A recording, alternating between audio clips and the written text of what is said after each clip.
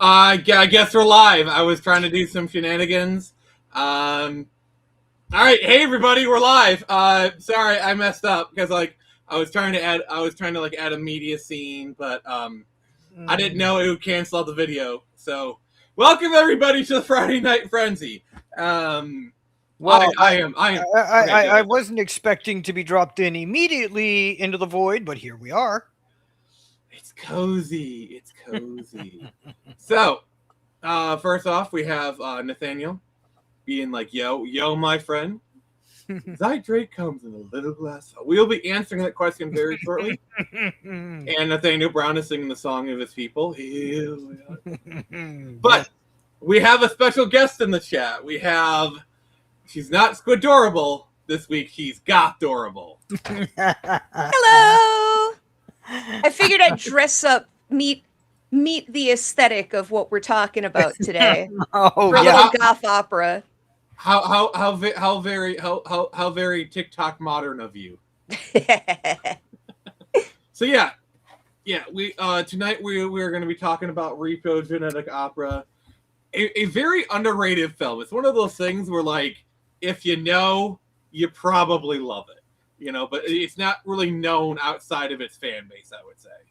Yeah, I had friends that were fans and they tried to get me to watch it for years, but I never watched it. But now I have because it was a movie we're going to talk about, and I regret not watching it. It's actually enjoyable. All right. So before we go any further, I would be remiss if I did not give myself some promo. So, for those who don't know, I mean, if you're watching this, you probably know already. But I'm currently doing a Kickstarter for my comic book Creature Volume 1, Friends of Feather. By the way, Squidorable, thank you for all the shares you've been given. I really do appreciate it. Hey, no problem. Happy to help. Yeah, just wanted to acknowledge. We're doing really well. We're $25 away from 75% funded. And this is the end of week one. I think for week one, getting 75% funded in week one, that's pretty good. Yeah, you're off to a good start. Yeah, I mean, the rest of the weeks it's going to be irritating, but you're going to be getting it bit by bit by bit. Yeah, I think we'll probably get there. I was hoping to hit the $5,000 stretch goal. Looks like that won't happen. We'll probably hit 2,500, maybe 3K. But as long as we get funded, that's all that matters. So yeah, just getting it funded is the most important thing. Yep, got the link in the chat, and yeah. I mean, I'd be remiss if I didn't mention that. But yeah. So before we go any further, we do actually need to pay some tribute to and I told this to Squidorable. I hate that my timing is so good for this. Like I hate it. I hate this. So last week, Anthony Stewart Head, you probably know him from Buffy the Vampire Slayer. In particular, he's in this movie. He's the reason I even saw this movie in the first place. He passed away last week, and oh yeah, that's right. That was a tragedy. That is a tragedy. Mm-hmm. So Squid, yeah. what do you remember Anthony Head from? Honestly, this a lot. Buffy, Okay. also Buffy, but this movie kind of means a lot to me. Okay. Like, I won't get too deep into it, but the relationship between Shiloh and her father was something that I felt very deeply. So, as a father figure kind of from this film, he left a big impact on me. So for me, it was this. Okay. Yeah, no, that makes sense. That makes sense. So, funny story. The way that I got into this movie was I was at my local video store. That tells you how long ago this was. And I was talking to one of the ladies that worked there. I was friends with her. And she recommended this movie to me. And the way she sold it to me was Anthony Stewart Head was in it because she knew I was a Buffy fan. And at that point, I was sold because I loved Anthony Stewart Head. And I already knew he could sing. And so I rented this movie. I mean, not this exact copy, mind you. But yeah. I rented it and I loved it. To me, it's a modern day Rocky Horror. Yeah. I was just about to say Rocky Horror. It's got the same kind of feeling to it. It's just, unfortunately or fortunately, I don't know that it's gotten as popular in a lot of ways. It might have been for its benefit in some ways because Rocky Horror is now kind of overexposed. Yeah, Yeah. yeah, because I think I would agree. Rocky Horror is a bit overexposed because like it's like, oh, it's that weird movie, and we want the weird movie or whatever. Yeah. Well, this movie's weird like Rocky Horror, but in a better way, in my opinion. Plus, this is legit a cult classic, I would say. Oh yeah, for sure. Oh yes, Like cult classic status, ironclad. In my opinion. What is it? Evil Dead used to be a cult classic, but it's not anymore. It's unfortunate. Yeah, when you have a show on AMC about your main character 30 years later, you're not so mainstream. You're not so cult anymore. You're pretty mainstream. Mm-hmm. Yeah. When your main character is doing crossovers in mainstream video games, I think it's like Night of the Poker or whatever. I could go on, but yeah. Well, yeah. But this, like you're not seeing the Repo Man show up in Mortal Kombat, even though that would have been really cool. Oh God, that would have been epic. Like imagine they had added like the Repo Man, like the Anthony Head's character, into like MK11 or something. That would have been wild. Now I'm thinking of him in Dead by Daylight as a killer. Yeah, Dead stringing by Daylight. people up by their ankles. Or one of the characters like in the Jason Voorhees multiplayer, him being one of the mods you could throw in there. That would be so cool. Yeah, it's kind of sad that like the Repo Man never. Also, did you ever watch the Jude Law Repo movie, which had it had a very similar premise? But yeah, I got very confused when that movie came out. I was like, wait a second. I know this plot. What are you doing? I didn't see it, but I saw the commercials and I was kind of pissed. Yeah. Also, we have a very happy day to Phoenix Jason. Yeah, I think these types of streams are so easy for Happy Dino because like two of his favorite people are Oh yeah. Stream, so. Oh yeah. That works. Rock. Yeah. Yeah. But yeah, like the Repo Man, it's really I'm gonna maximize this up real quick. Like, look at this. That's kind of an iconic design in my opinion. Yeah, I want to say this about the design for the killer. That's actually unique. I have never seen anything designed like that before, or obviously since that movie was released. I've seen a lot of horror movies since that movie was released, even though I never watched it. I've never seen a killer that looks like that. Yeah. By the way, if you guys also like Repo, please give us a like as well. Yeah. And the aesthetic, like you were talking about aesthetics earlier, it has like this goth industrial cyberpunk aesthetic, like with a little bit of biopunk mixed in.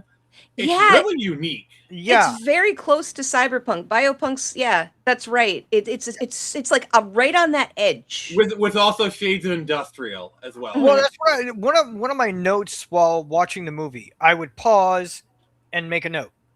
One of my earlier notes in the movie, I think it's option 2, I believe. I'd have to look back at our deal, is that there are moments in the movie where there's parts of it that are black and white. That's it, just black and white, but there's color within it. Yeah, that I don't see many movies that do that exactly. Limited color. I mean, Sin City comes to mind. Sin City comes to mind, but very few do it. Yeah. Well, and there's also like this filter over the whole movie. I'm so sorry. I didn't mean to talk over you. No, you go ahead first. But there's almost like this filter over this movie. It's soft and it's a little dreamlike. Everything's kind of, the edges are all kind of softened in the film. It makes it really pretty. You can tell this was filmed on like very early digital cameras. Because anyone who knows like film history. So digital film cameras started to like enter Hollywood in the 2000s. And the early digital cameras, they tried to replicate a film-like look. So that's why, like the Panasonic Genesis, like they used it for Superman Returns. That's why a lot of those digital cameras from the 2000s have kind of their own unique look to them because their digital camera trying to emulate film stuff. But nowadays digital is its own thing. But back then, when they were trying to adopt it, they were trying to be very film-like. So it created like this very unique look. And and you can tell this is from that era of early digital filmmaking. Yeah. I would actually still film a movie this way if it was me.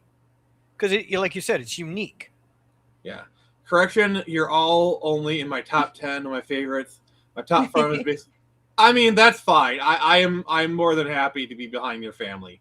Oh, yeah. And if you rate your dog higher than me, I'm okay with that, by the way. He's a fluffy, cute doggy. I want to pet that dog. Can I pet that dog? Can I pet the dog? See what's weird is they always say pets look like their owners, and if you ever see pictures of like Happy Dino's dog, it just has like for some reason it has like the same smile as Happy Dino. Like if you ever see pictures of Happy Dino has like this like always has like this enormous grin on his face. Yeah. And like the dog seems to have his smile for some reason. It's weird. No, that's a good thing. Mm-hmm. That's a good thing. It is a good thing. I just want to, the other thing that I want to note is we're talking about being cyberpunk. What's interesting is it's not the 80s flavor of cyberpunk that everyone latches onto. It's more of a 90s cyberpunk because like not a lot of people realize that 80s and 90s cyberpunk are actually very different. Like 90s cyberpunk was more like metal, industrial, kind of thing. Oh, okay, yeah, that's a difference. Like the best examples I can think of are Michael Jackson's Scream, Savage, that one Savage Garden video or whatever. Johnny Mnemonic is also a really good example of 90s cyberpunk. Okay. Yeah. But yeah, 90s cyberpunk is kind of like it has its own visual language. But when people think of cyberpunk, think of like the 80s. Yeah, 90s cyberpunk it isn't, but it feels more sleazy because it feels a little dirtier, a little grungier. Yeah. 80s feels a little more polished. We got the nice, tall, beautiful buildings. And in this, they're all like these grungy looking spires. Mm-hmm. Yeah, grunge, which grunge in itself is a very kind of 90s term, obviously, like the music movement Nirvana. Yeah. Well, no, but grunge also had its like fashion, its artistic appearance as well. Well, I will say, speaking of the fashion, they're very much of the time. Like the fashion itself is very much mid to late 2000s emo. Like 100%, it's emo. It's like emo scene or whatever. Would you agree, Skadorable? Oh yeah. Oh, 100%. Yeah. Oh yeah. All of the pleather and the fishnets and the big chunky boots. And even the Victorian stuff, because like I mean Skadorable and I, I think we're kind of similar in age. Obviously I wouldn't ask a lady her age, but like I think so. Oh gosh. I'm just gonna put something in let's see here. Well, yeah, go for it. Well, you're both younger than me, that's for sure. I'm going to put my age in private chat, and Skadorable, you can respond however you want. Yeah, we're similar. Okay. I'm sorry, I didn't want to say it because I appreciate that. Thank you. I'm trying to be a gentleman. Gentleman. Well, you're 6 years younger than me. Don't say your age. Oh, I'm not going to say my age. We need to be polite to the lady. We need to be polite to the lady. I am being polite. I'm not going to say my age. That's all I'm going to say is that I am literally 6 years older than you. I can count that easy. Okay. Also, I totally believe that Happy Dino takes very good care of his dog. Oh, yeah, absolutely. Mm-hmm. Big Muff said about me, I'm not big on cyberpunk, but I love me some steampunk. Yeah, all the punks are very, very, very interesting. Like, biopunk, dieselpunk, because dieselpunk's kind of like the early 1900s aesthetic or whatever. Yeah. No, I might be wrong with that. Okay. Sorry, it's one of those things where I got... yeah. You got to look it up. I'm more a steampunk kind of guy. Okay, World War II era. 1910s and 1950s. No, that's atomic punk. Yeah, 1950s is definitely atomic punk. That's atomic punk. Don't even tell me that it's... So diesel punk is basically 30s and 40s, I would say. I wouldn't mind seeing a 1930s... Everything other than a few things looks 1930s, but you've got like laptops, high-powered computers. Jason, have you seen the movie Sky Captain: The World of Tomorrow? No. It's adorable. Have you seen this movie? Have you heard of it? I've heard of it. I have heard of it. It's one of those ones that's kind of been on my list. I've just never gotten to. I didn't even know the movie existed. It's basically shame on me. The world. Like, what if the world that like the 1940s, 1950s sci-fi magazines predicted actually happened? Essentially, That would be cool. Oh, that would be awesome. All right. I'm queuing up a clip right now, actually. Also, it's like one of those early, like, shot mostly on green screen type films. Oh, nice. I loved Sky Captain World Tomorrow as a kid. Yeah. Yeah, originally, it's supposed to be called it's supposed to be called Sky Captain, but then they added the World of Tomorrow moniker to it. Oh, okay. All right, here we go. I'm going to be slipping through this, but like... Mantis Station, do you read me? Where are you, Frankie? What are you doing? You can't land. Is it? It's a mobile airstrip. Dex had a hand in designing it. It's kind of a secret. You can keep a secret, can't you, Polly? Yeah. I can keep a secret. I was about to say, bullshit! Also the fact that that's essentially a helicarrier. Yeah, that's a helicarrier. 2 shots. Permission to land on platform 327. Yeah, it's just like, oh gosh. I'm trying to like... Interesting.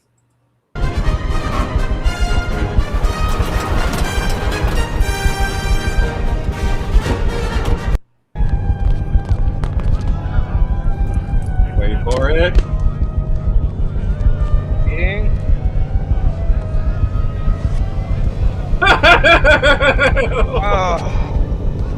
Joseph Sullivan. I was sure you. So yeah, Angelina Jolie's in this movie. And this is like classic Jolie. Like, this is Jolie in her prime. Okay, that's forgivable. It's adorable. You need to see this movie. I'll try to get my hands on it. Okay, I think we're probably going to review this movie at some point. When I do, I'll invite you. Of all the punk fantasy, Steampunk is cooking the meal. This was Prime Sci-Fi Channel. Yeah. But anyway, back to Repo. But yeah, I do like it because it mixes a lot of things. So like the aesthetic of like the sets and the backgrounds is very 90s cyberpunk with a bit of a 2000s sheen over it. The fashion itself is mid 2000s emo. You know, the music itself, it feels very 70s, honestly. A bit. I'll tell you this. 70s, like some stuff is a bit more modern, like the classic riff from Zydrate Anatomy. That is a new metal riff right there. Zydrate, the Anatomy song, the daughter when she goes full on goth girl, screaming at her father, and then his immediate follow-up song to that are my three favorite songs. After he slaps her, I love that part. That's my favorite part. oh, my favorite part about the 17. It's adorable. You do know who that woman was doing the guitar, right? No. That was Joan Jett. Oh, okay. I know the name. I know okay. If Elvis is the king of rock and roll, Joan Jett is the queen of rock and roll. All right. I will hear no other stuff. So, Joan Jett was part of the Runaways, and then she had her own career. Like, you know the song "I Love Rock and Roll." Oh, okay. That's Joan Jett. Okay, yeah. I didn't know that. So basically, like, and also Lita Ford was on the Runaways. Do you know that name? No. No. Mm-hmm. She did the song. I think there's 2 songs she's known for: "Kiss Me Deadly" and "If I Could Close My Eyes Forever" with Ozzy. "Kiss Me Deadly," I've heard that at least once. She was a guitarist for the Runaways. She's also rock royalty. Well, that's cool that she's here. Yes, yeah. So that was one of those things where I was watching the scene. I was like, "Is that Joan Jett? Holy crap, that's Joan Jett!" And she's playing her classic '60s melody maker. I kind of had that reaction when I saw Bill Moseley for the first time in this movie. That one blew my mind. Oh, who's Bill Moseley? He plays Luigi. He's old school. He's a horror actor. He was Chop Top in Texas Chainsaw 2, and he was in The Devil's Was Rejects. he the guy with the knife or the face? The guy with the knife. Yeah, Okay. I knew when you said that and you said the second movie he was in, I knew immediately who you're talking about. Yeah, Yeah. that's the thing I like about this movie. There's a lot of actors. They're not like mainstream, but like Paul Sorvino, Rocketeer, Goodfellas. He's him. I think of him as Juliet's dad from the Romeo and Juliet by I can't remember his name right now. The one from the late 90s. The Leonardo DiCaprio one. Yeah. Yeah. I knew who it was when you said I love that movie. Romeo and Juliet. I actually like that. I like that movie. I've seen clips of it. I like that. Like they play that movie straight. Like they're literally directly quoting from the play, but it's all modern and they're kind of thing. It's and their swords are guns and they're named like sword or no. Yeah. Here's the thing about their guns. Even if it's a shotgun, the name of the gun, the name carved into the gun, is actually the name of the sword they should have been using. So they're playing it straight. That reminds me of a classic story. What's the guy Alfred from the Nolan films? What's his name?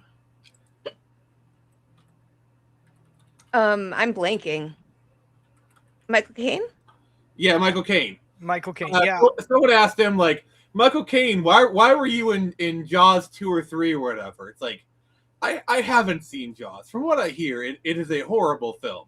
But I have seen the house it bought from my mother, and that one is quite lovely.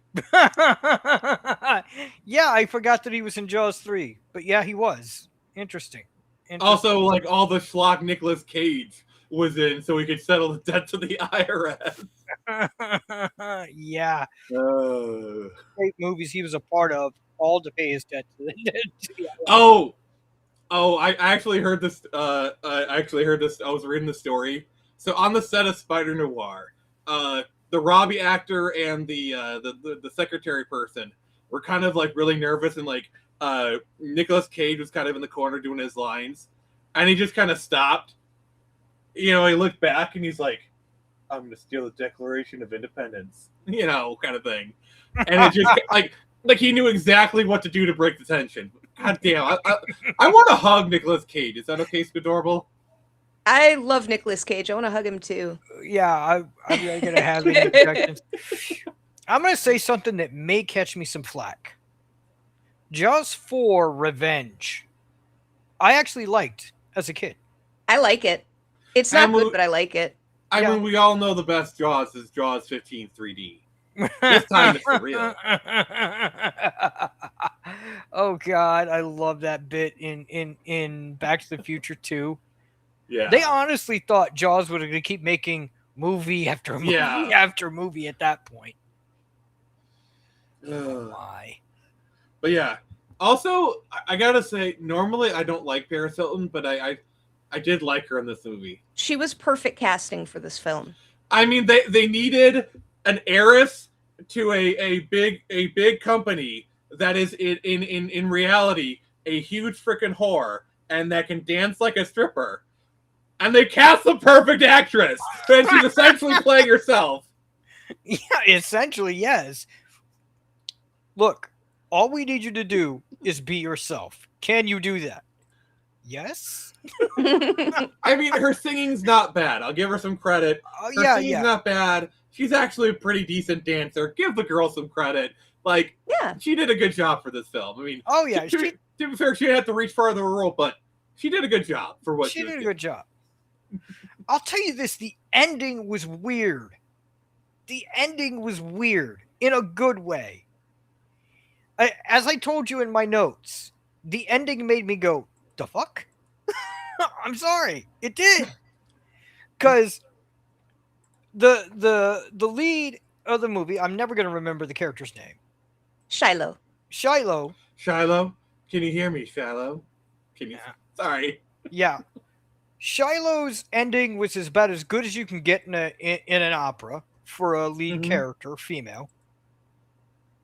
But everyone else's ending, save for the two, the CEO that died, her father died, those two were kind of expected. Everyone else kind of got a good ending as well. Yeah, kinda. Like Luigi and Pavi don't inherit anything, but they're still there. They're still off being perverts and madmen. Like, Yeah. they're living their life. They're living their life. They're enjoying it. I mean, that's a good thing. Yeah. She gets, she inherits the company and she's like, we're going to fix it. I promise, kind of thing. And I was like, it's either going to be really good or it's going to really suck. Either way. Speaking of Shiloh, Alexa Vega in this movie, like, because most people just know her from Spy Kids. Like, this was kind of when she was still pretty young. I'll tell you what, though. The greatest, like, mind frick. Have you seen Machete Kills? No. I haven't seen any of the Machete movies, unfortunately. It's just another one of those things that has been on my to-do list for years. So she's pretty much all grown up in that movie, and it's very weird. Watch it, like Alexa Vega in this movie, she's still kind of a kid. She's growing up, but like you can still kind of view her as a kid. So it's fine. She looks like a kid, so you think of her as a kid. Yeah, she looks like somebody who's 18, maybe, and that's still a kid to me. I'm sorry. Yeah, so you can watch it, fine, but watch her in Machete Kills. She's probably in like her mid to late 20s. She's got the bazongas. She's got the it's like. That feels weird. It's like, I realize she's a full-grown woman. She's like 25, 26 or something. But, like, I watch Spy Kids. I watched her in Spy Kids. It's weird. I don't feel right. I watched Spy Kids because I was babysitting somebody's kid. So I had to watch Spy Kids, and I was like, okay, cool. Hopefully this person's a lot older now because this is a really old movie. I wouldn't have the same really effect. Old movie. I mean, to be fair, like when did the first one come out? Yeah. 2001. It is almost 25 years old. Okay, I'm gonna put it to you this way. Boink! I just got a gray hair. I watched this movie 10 years ago. That movie for the first time 10 years ago. So, yeah, when I was looking at it, she was much, much, much, much older then than she was in the movie. Oh, congratulations, by the way. Oh, nice. But yeah, probably my three favorite tracks are Chase the Morning. I like it because it's a talking song, but they're both perfectly on beat. Oh yeah, like Paul Sorvino, like his talking scene, he's slightly offbeat, but it still kind of works. I mean, so a lot of them, I mean, there's some scenes where they're doing like talk singing, it doesn't really work. But like the In Denial, Marty blaming him for, I can like that's a really good one. But I think you've seen a Graveyard, that's the one. But Chase the Morning, At the Opera Tonight is probably my favorite track. That is my like getting ready to go. That's my getting ready to go to. It's my getting ready to go to battle song. Like I remember every finals week when I was in college. At the start of every finals week, I'd play that song. You're like, all right, it's finals week. Get ready, guys. Kind of thing. Yeah. Like to me, that is like the ultimate like preparing like suit up song kind of thing. Yes. One more hit for the glow. Take it fast. Don't like. Yeah. Also, like everyone every time I talk about this movie, people keep saying I need to watch Devil's Carnival because apparently it's by the same people. Have you seen it, Squid? I've never heard of it. Neither have I. What movie are we talking about? It's a movie called Devil's Carnival. Like it was made by the people who made Repo and starring some of the same people or whatever. Interesting. I'm gonna look that up because I would watch so much if they're never going to, but if they were ever able to adapt this into a full-on stage play, I know apparently at the very start they toured this around a little bit as a stage play. Mhm. I thought they might have. This is such a good opera that you could. It's lonely in chat. I'll share the stream. Thank you, Happy Dino. Oh yeah. What the hell? Do I have to put the? Oh my gosh. We got a drag hooded raven here, kicking and screaming. Apparently. All right, I'm I'm gonna call him out on the Discord. I'm gonna post it on Discord. Hey, Listen. hey, Link, listen. Actually, I might do that. Also, can I just say, like, about the Ocarina of Time thing, like, Ocarina of Time being iconic, like, all that stuff aside, just that one shot, that model looked a little weird. Yeah, in retrospect, yeah. I get why. I think it's because it's stylized. It's going to be a stylized realism kind of thing. Breath of the Wild was stylized, and it was fine.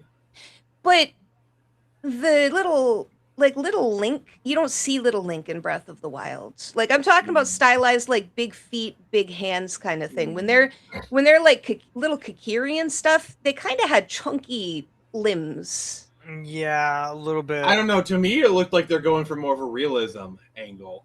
Because Ocarina of Time itself was stylized. And even when they did the 3DS remake, it was even more stylized. The other thing I'm concerned about is apparently they're remaking it in UE5. Oh God, I'm worried. So concerned. I'm just. Oh, excuse me.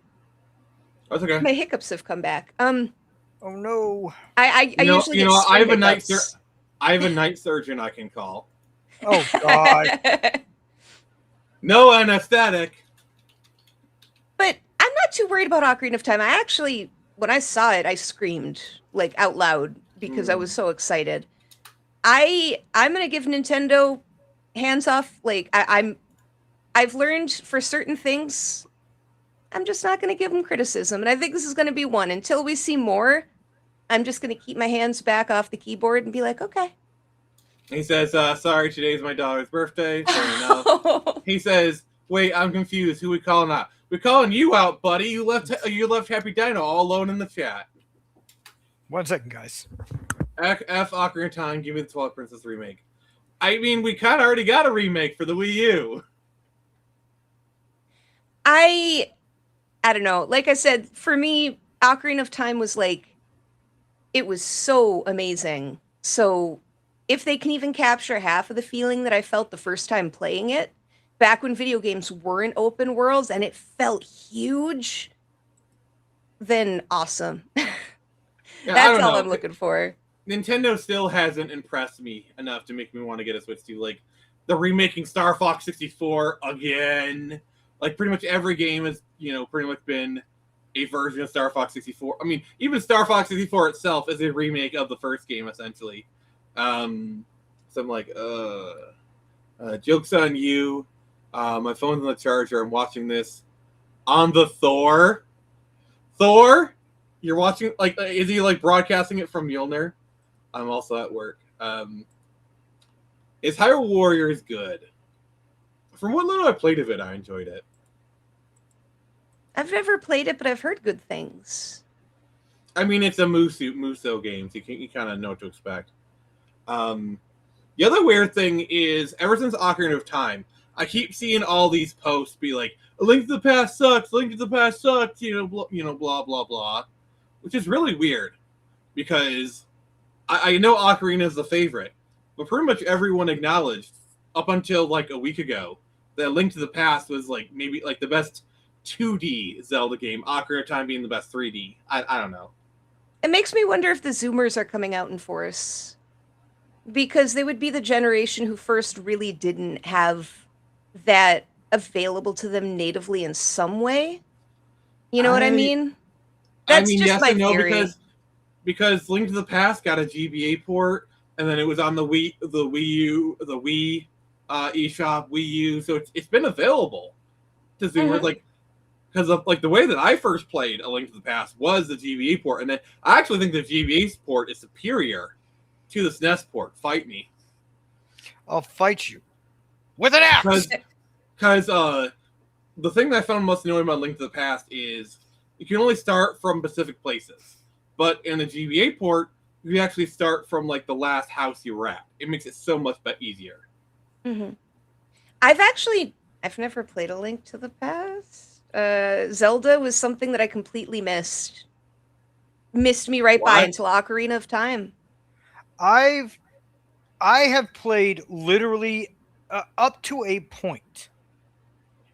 When I stopped getting Nintendos, that's when my Zelda stopped. You need to play A Link to the Past. I think I have it somewhere. I have played every Nintendo system up until when the GameCube came out.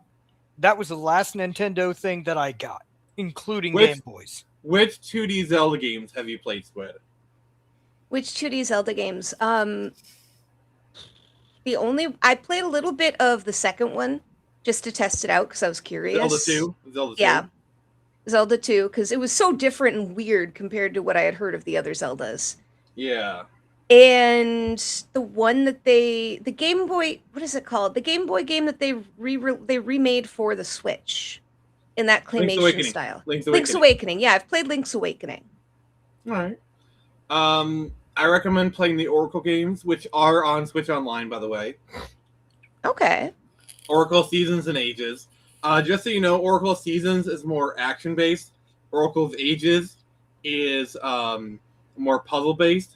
But like when you finish one, you could actually link it together and like have a second quest. So there's like 4 individual scenarios for them. Oh, that's cool. Interesting. Yeah. The only Zelda game I played on the Game Boy. And then there is Minish Cap for the GBA. I haven't played the DS ones like Spirit Tracks and Phantom Hourglass. Those are a little bit too gimmicky for my taste. I haven't played a good number of them, but for the most part, all the ones that people talk to me about, aside from the ones on the NES, Super Nintendo, and the GameCube, I've played all of those. I also would highly recommend Link Between Worlds, which is the original Zelda title for the 3DS. That's really good. I've heard good things about that one and the way that it plays. Yeah, because it is actually a sequel to Link to the Past. Like, it takes place 100 years later, takes place in the same world. So, like, I would play A Link to the Past first, and then play, yeah. Because actually, if from what I remember, A Link to the Past is actually a prequel to Ocarina of Time. I don't remember. The Zelda timeline's weird.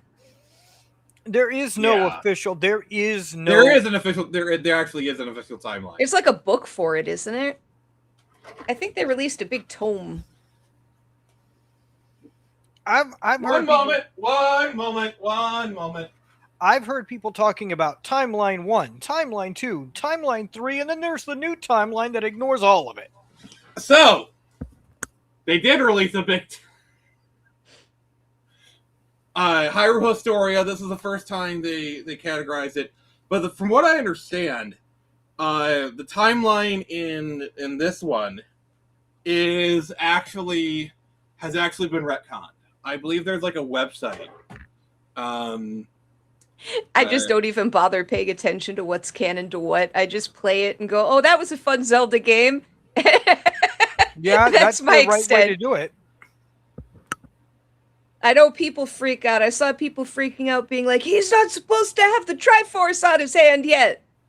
And stuff like that. I heard people really like, no. Water Adorable temple. goth temple, girl, temple. my vision is based on movement. I got you mixed up with GameStop rolling gas. Do you like See, the best part was when they released that Battletoads game for the Xbox. For a brief moment, you could actually call GameStop and say, "Hey, do you have Battletoads?" And they could actually answer yes. Yep. Yep. For those who don't remember, there was kind of this meme of Battletoads for the Wii. Yeah, people would make like people would actually make boxes for it and put it in stores sometimes to make people think that there was a Battletoads for the Wii. That's mean. All right. So, It here was we such go. a tradition. Official Zelda timeline right here. Oh, wow. It's... Jeez. Skyward Sword, Minish Cap, Four Swords, End of Hero Time, Ocarina of Time, and then it splits afterwards. Okay. The Decline of Hyrule and the Last Hero. Yep. Which is always weird because I always thought Oracle Seasons happened before Link's Awakening, but I guess not. Yeah, Heroes defeated. Heroes triumphant. Yeah, and then it splits in the child era, adult era. It's really weird. Child era, Majora's Mask, Twilight Princess, and Four Swords Adventure. And then adult era, get Wind Waker, Phantom Hourglass, Spirit Tracks. I'm going to say F to all of this and say all the games after Ocarina of Time is just Link just laying down for a nap. Well, does that the make funny more thing, sense?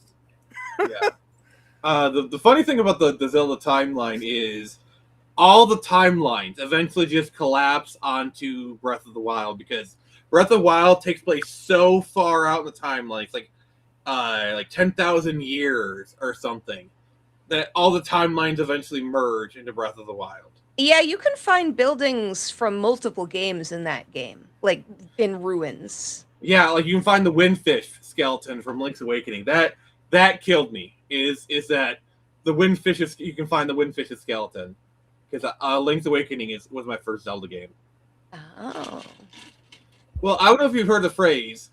The best Zelda game ever made is the one you played when you were 12 years old. Mm-hmm. I was gonna say Ocarina of Time. That's my favorite because it was the first one I played. Mine is Link's Awakening. Mine is the Game Boy one, Link's Awakening. So it holds true. Link's Awakening is the one I played when I was 12 years old. You're gonna have to tell me when Ocarina of Time was made, and then I'll tell you whether you're right. 97, 98, I believe. Somewhere in there. If it's 97, no, I was 16. So yours would probably be Link to the Past, I would think, for Super Nintendo. Actually, A Link to the Past was until I played Ocarina of Time, and that became my favorite.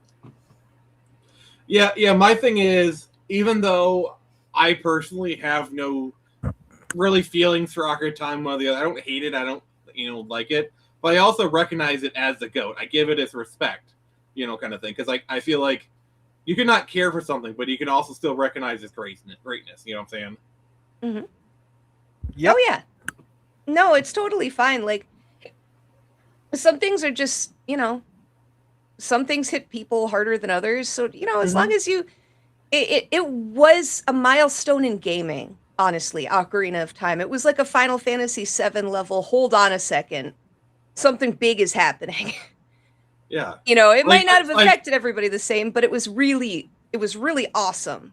Yeah, like my Final Fantasy holy crap moment was Final Fantasy VIII. When I rented it from there, but I still recognize FF7 is still a great game and I love it. Oh yeah, I'm like I find you. it odd Nintendo can do Kelvin. Yes, there is a really great video I once watched. It's called "The Timeline of the Zelda Timeline," and it is basically a breakdown of how the Zelda games were arranged over the years. So apparently, there was a moment in time where Link's Awakening took place, in Zelda 2, when he crosses the ocean and blacks out for a second. There was a brief moment in time where Miyamoto said it took place in that one blank screen. Huh. Huh. I mean, to be fair, Miyamoto has a long history of people asking him questions, and he just shoots from the hip and just says whatever he feels like, and it's canon because it's Shigeru Miyamoto. Yeah, I can see that. You know, like Shigeru Miyamoto could say, Mario is a Seattle Mariners fan, and that would be canon or whatever. And that Luigi's a Miami Dolphins fan? I can accept these terms. Get out, get out, get out. See, like, you talk about stuff hitting different. You want to know the one game Nintendo could announce that would make me get a Switch 2 like that day if I could? A Golden Sun remake. Yeah. Basically a Golden Sun remake. Kind of do it like Bravely Default. Basically do it graphically like Bravely Default. Okay? And it combines Golden Sun and Lost Age into one game. And it's got like kind of like that chibi 3D style to it. I would buy a Switch 2 literally that day if I had the money. That's where you go to Fort Knox, make your withdrawal, and call it a day. Hey, Nintendo! Here's $50 million! Give me my Golden Sun remake! Honestly, as much as I love my Switch 2, I probably wouldn't have gotten one when I did, except I was rewarding myself because my TMJ had caused my jaw to like lock up to the point where I couldn't talk. So I was like, you know what? Get myself a Switch. I feel like crap. Yeah. I mean, my thing is I got a gaming laptop and I got a Steam Deck. You know, that pretty much covers like the only big thing is you got the Belmont's Curse coming out, which I am very excited for because I'm a huge Castlevania fan. Like, I have been waiting for a Castlevania game. There is no way in hell I would not support this game. Okay? That game is doing everything right.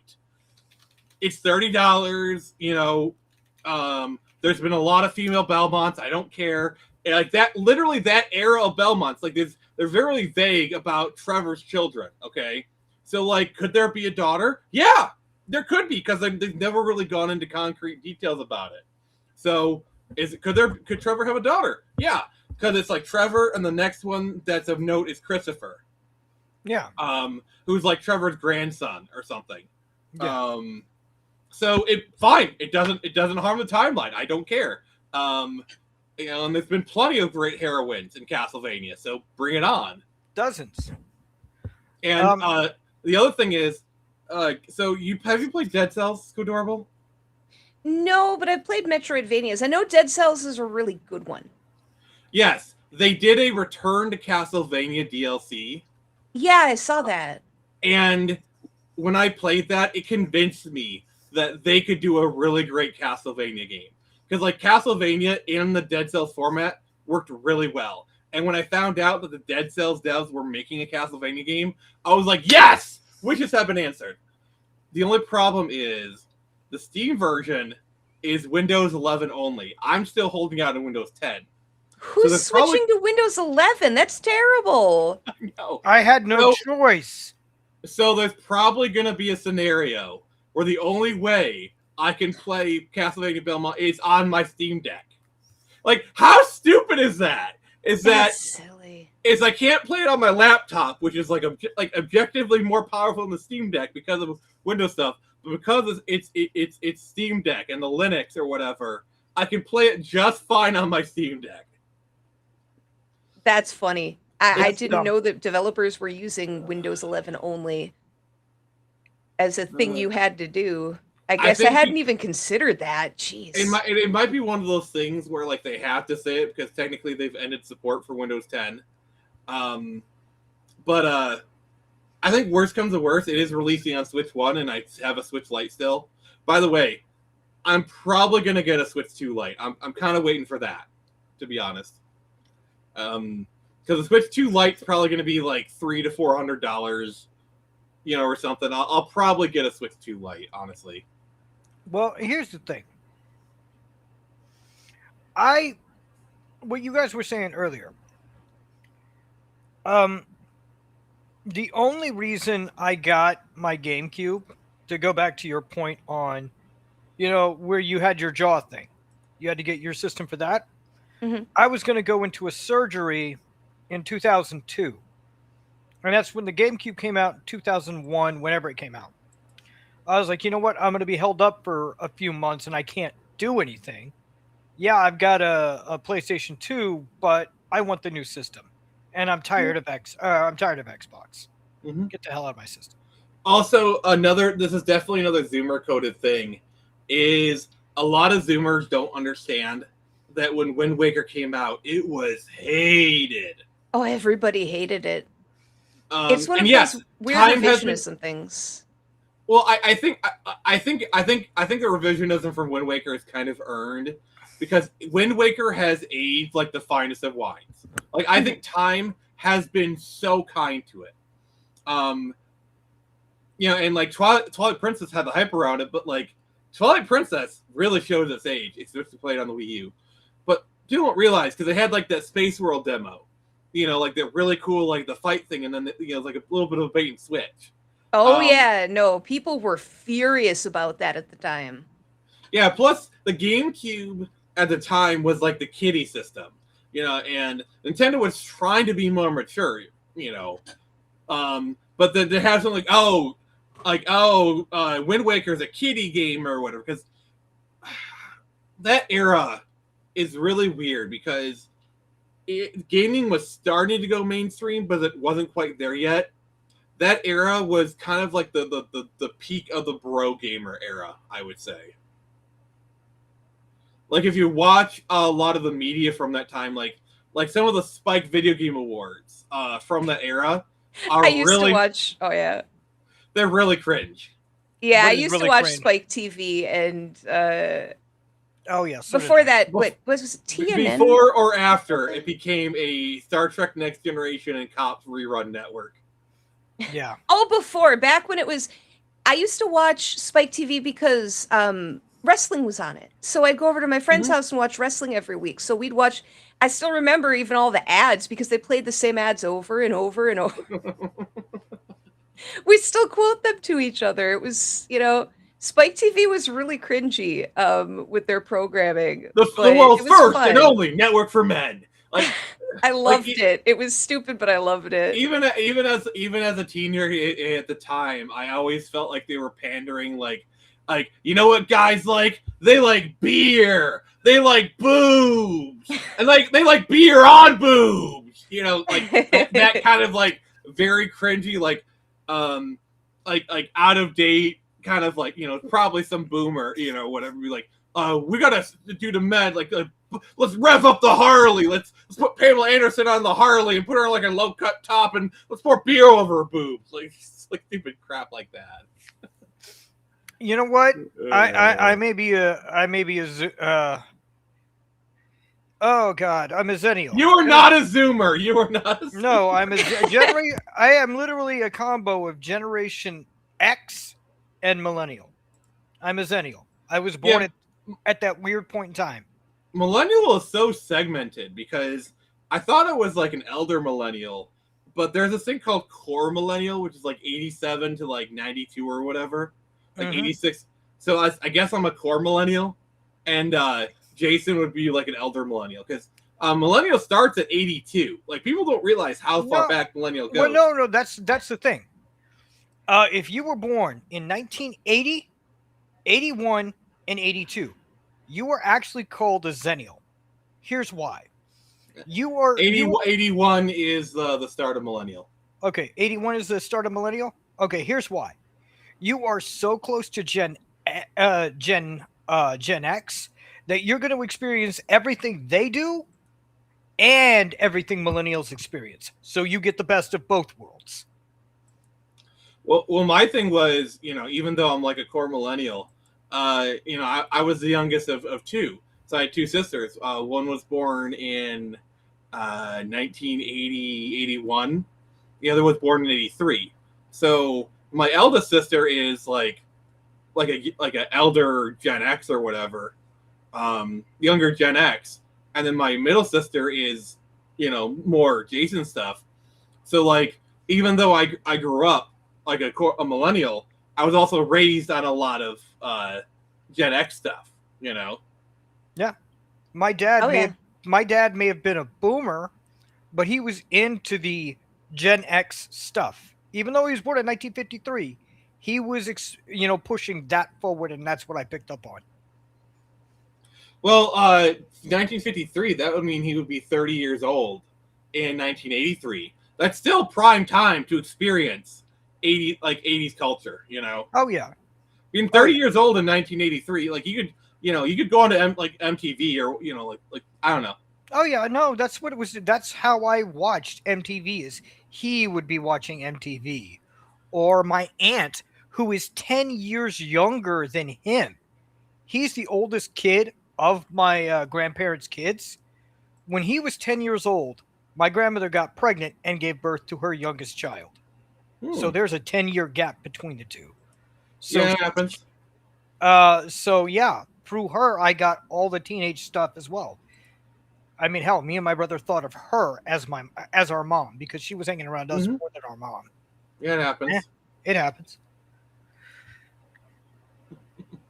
I don't know. I found the generation stuff to be really, really fascinating, honestly. Because the generations go on for so long, you could theoretically, like let's say, because like I think millennial ends about 95, 96. So you could be born in like 1981, or whatever, and then have a kid in like 95. Like literally have you and your kid be in the same generation or whatever. Yeah, that's possible. That's possible. It's odd, but it can happen. So yeah, like getting back to Repo, this definitely feels very millennial coded to me, I would say. Oh yeah. I'm trying to get us back to the movie. Sorry. No, it makes me think of, like you said, like nu metal. It makes me get that grungy sort of. When I say grungy, I don't mean grunge. I mean grungy, like gross, like kind of icky, kind of dirty, but really cool kind of feeling. Yeah, the music feels very like what's really weird is that like it feels very nu metal. Nu metal kind of died a bit like pretty much 2000, 2001, I would say. Like pretty much died with 9/11, I would say. But this movie came out in 2008. 2008, we are knee deep in the emo rock era. The music does not feel emo rock at all. No. It's got like the fashion feels very emo and scene, but the music itself, like 17, definitely feels like a song from the 70s. Like having Joan Jett in there was a very inspired choice. Yeah. Zydrate, that feels like a mid 90s industrial song kind of. Like Korn could have made that song. Well, here's the thing. Korn couldn't make it, but like a new metal band. Yeah, a new metal band could have done it.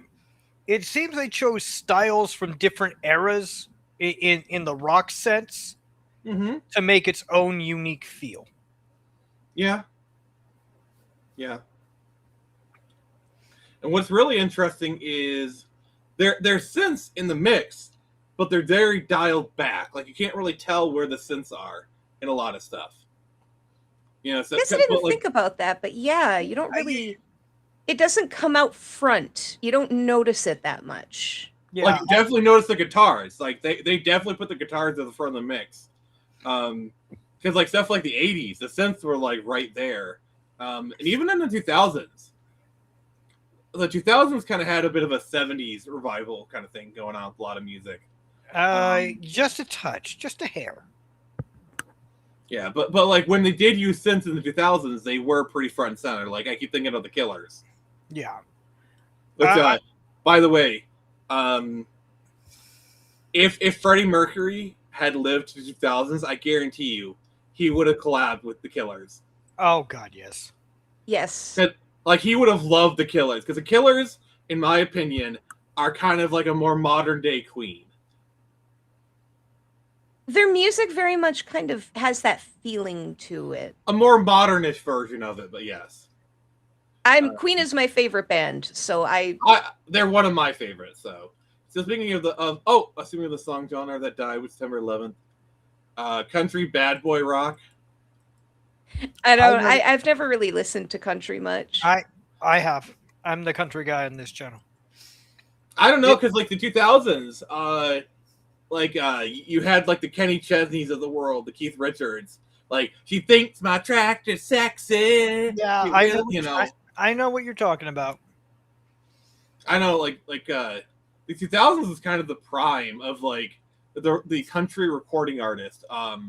You had like Tim McGraw. Obviously Faith Hill had a lot of hits in the '90s or whatever. Like, who remembers This Kiss? I do. Yes, I do, and thank you. I have been racking my mind all day because I couldn't remember the artist I was thinking of for a song, and that was it. So thank you. I got to write her name down before I forget. Faith Hill, You just solved a problem that I've been facing all day. Yeah. Well, no. Have you ever seen the movie Country Strong? It had Gwyneth Paltrow in it. Nope. It's about like an aging country artist. It's actually pretty good. Yeah. And then there's another movie, Crazy Heart, which has like Jeff Bridges, like an elder, like a Johnny Cash, Waylon Jennings kind of thing. Yeah. I've heard of that movie, but I haven't seen it. But I know what you're talking about. Crazy Heart's really good. The only problem is there's really not much conflict in it. Like, so he's like an aging country star, and then there's like this newer country star that he mentored, but he's still cool with them. Like, they're still really tight. In fact, the younger country star wants him to write a song for him, and he'll pay him generously. Like, you had the potential for the conflict there, but they didn't do it or whatever. Well, see, here's the thing about country music. You generally don't get that. Generally, you don't. Is there conflict? Yes, but it's not for those reasons. It's for something else. Yeah, country is a very collaborative medium. Because the 2000s is also the era of like Big and Rich, Gretchen Wilson, Redneck Woman. Oh God, 2007. I remember my mom was doing festivals at the time. 2007, like every 11-year-old was doing Redneck Woman, and it was so uncomfortable because there is a line that says, I think I'm sexy as those models on TV. Some of the girls would change the lyrics to be just as pretty, but it's still so bad. That's cringe. That is cringe. Like, Adorable. Do you remember the song Redneck Woman? No, not at all. I said, country is like a zero factor in my music. Well, I mean, I can tell you this. My family was big on country, so like even if I'm more of a rock guy, all my family was listening to country. Like when my mom would drive me to appointments, she'd be playing like Alan Jackson CDs. So like lyrics are burned in my head. Where I come from, it's cornbread and chicken. Okay. I know I actually know the song you were just singing. I can't sing it, but I know which lot of front porch living and working hard.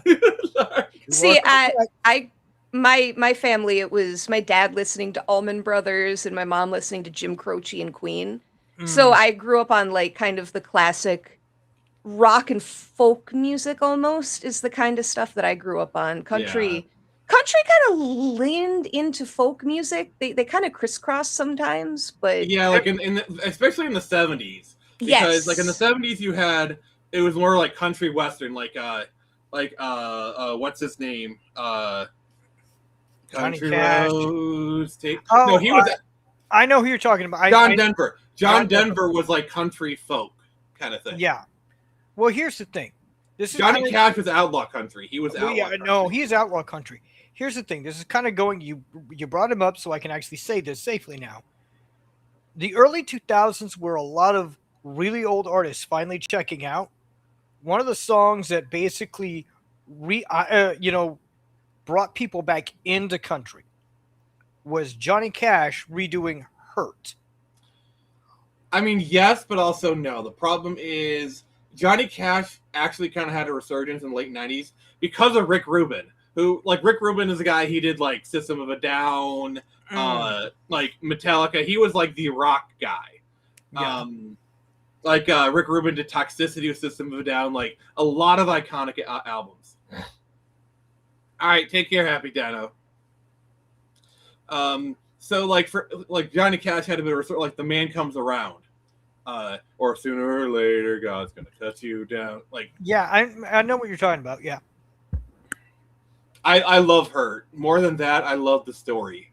Like, I'm sure we've all heard the story that like Trent Reznor, he got sent an advance copy of the song, And afterwards, he's kind of leaning back. He's kind of going back and forward, and he just says, "It's not my song anymore." Yeah. That, but it's because Johnny Cash carried that gritty. This You're is familiar with that song, right, Squidorable? Yeah. Okay. I was like, if you're gonna go know one country song, I would hope it would be her. No, I'm familiar with some of the popular country songs that I've just kind of picked up through osmosis over the years. country through osmosis. I accept it.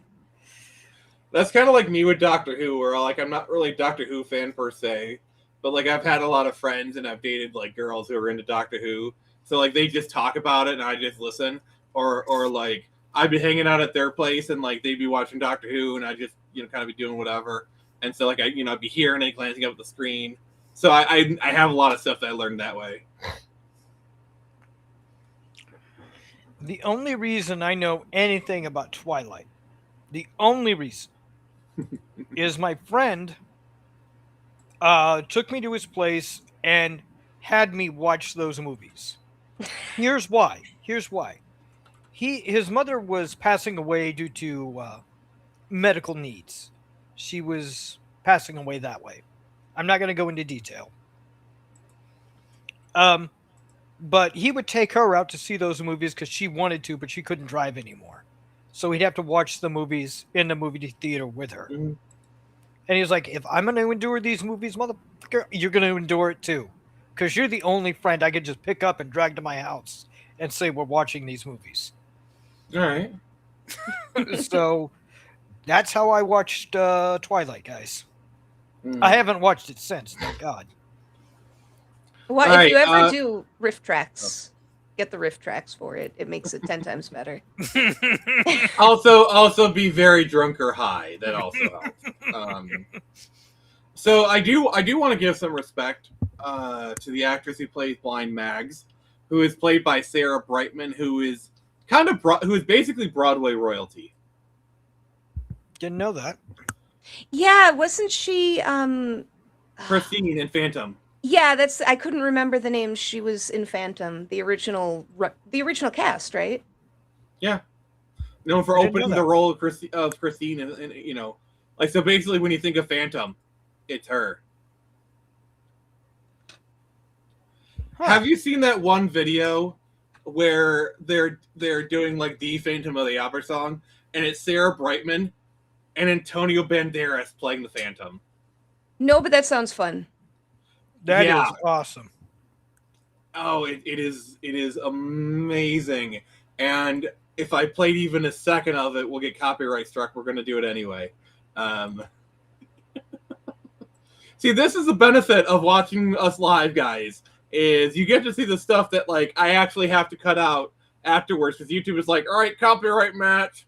You want to get rid of it? Yes, I want to get monetized. Yes. Give us free money. I don't know about free money. I still have to work for it, but Well, I mean, you're working for it. I'm muting myself to eat a pizza. All right, what kind of pizza are you eating, sir? Pepperoni. Oh, not bad.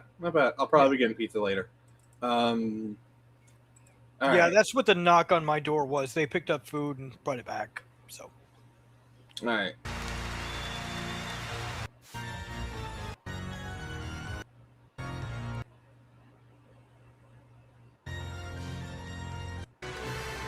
Yep, there she is.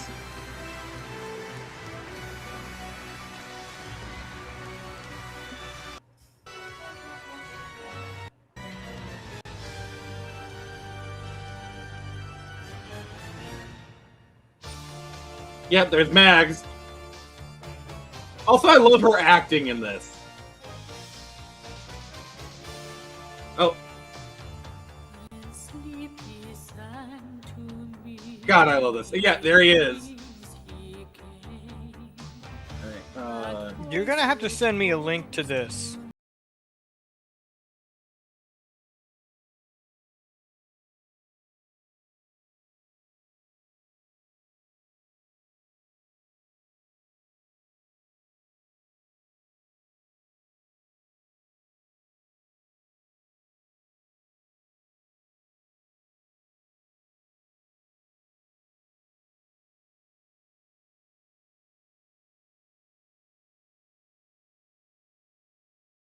Are you okay, Squidorable? Do you need a break? No, I'm fine. Were my eyes closed? I was watching. I might have been behind my microphone. No. I was making a joke about it being like so awesome. and Antonio being so hot. I'm sorry. I'm straight, but I'm comfortable with my sexuality to say Antonio Banderas is fucking hot in that one. Okay, he's amazing. No, I didn't know he could sing. That's great. I'm comfortable with my sexuality to be able to say that on stream. Okay. Well, okay. I got to cleanse the topic. I just got a little fun fact that I know I told you about at one point in time, but I haven't told Squidorable.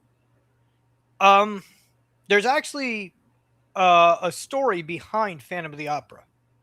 No, it's not true.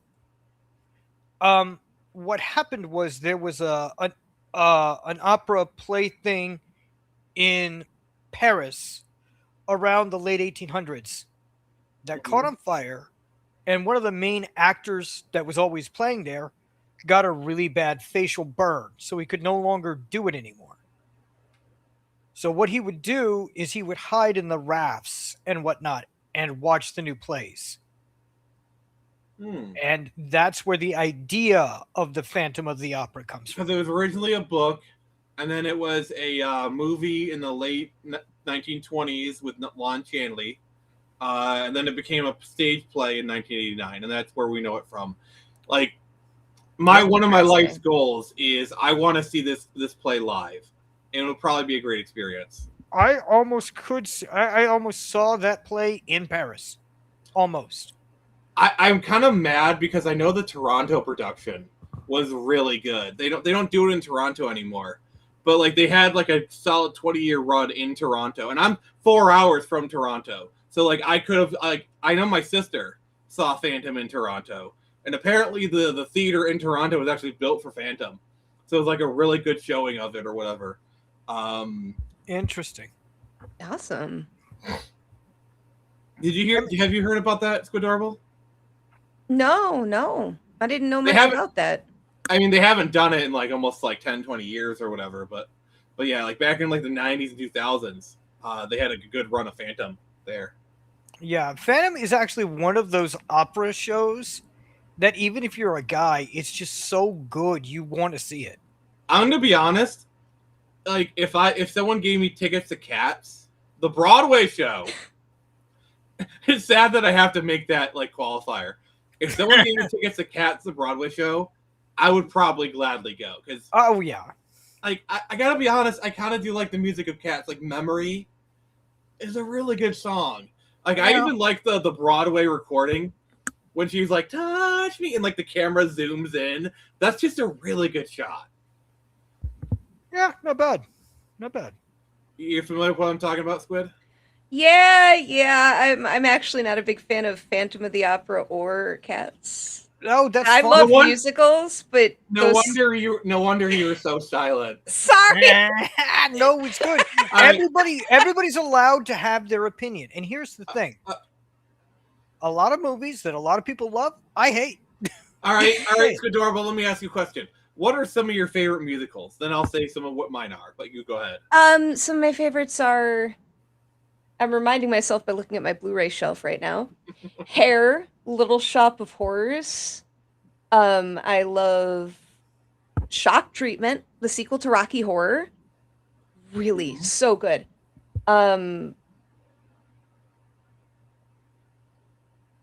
Why am I blanking? I'm blanking. Oh my god, I'm blanking. But Hair probably is my favorite. Hair and Little Shop of Horrors, and yeah, there's more, but I'm blanking. I'm gonna be honest. I love Little Shop of Horrors. All right, sorry, it's my turn. Sorry, you're kind of skipping on your start. Yeah. So I'm a sucker for Sound of Music. I have to be honest. Across the Universe, which is a Beatles musical. From the early 2000s. I'm overlooking at my shelf right now. I do have Across the Universe. Obviously, Repo. I have never seen Rocky Horror all the way through. I gotta be honest. Mm-hmm. I know that's a sin. I know it's a sin. I grew up on Rocky Horror. My mom was showing me way too early that movie. Have you seen Across the Universe? No. So it's a musical, but all Beatles songs. Oh, You know, okay. a good one that is weird is Can't Stop the Music. It's the Village People's musical. They had one. 1981 came out right across from the Blues Brothers. So it got its ass handed to it. Yeah. I'm going to be honest with you. I think one time a girl I was dating showed me Rent. I didn't hate it. I'm going to be honest. I didn't hate it. I thought it, like, obviously it's the movie Rent, not the musical, not the stage play. But I liked it. I thought the music was pretty good, you know. I mean, everyone in that in every character in that is kind of an asshole, to be honest. Like literally, the character that everyone eulogizes got paid to kill a cat. Ugh.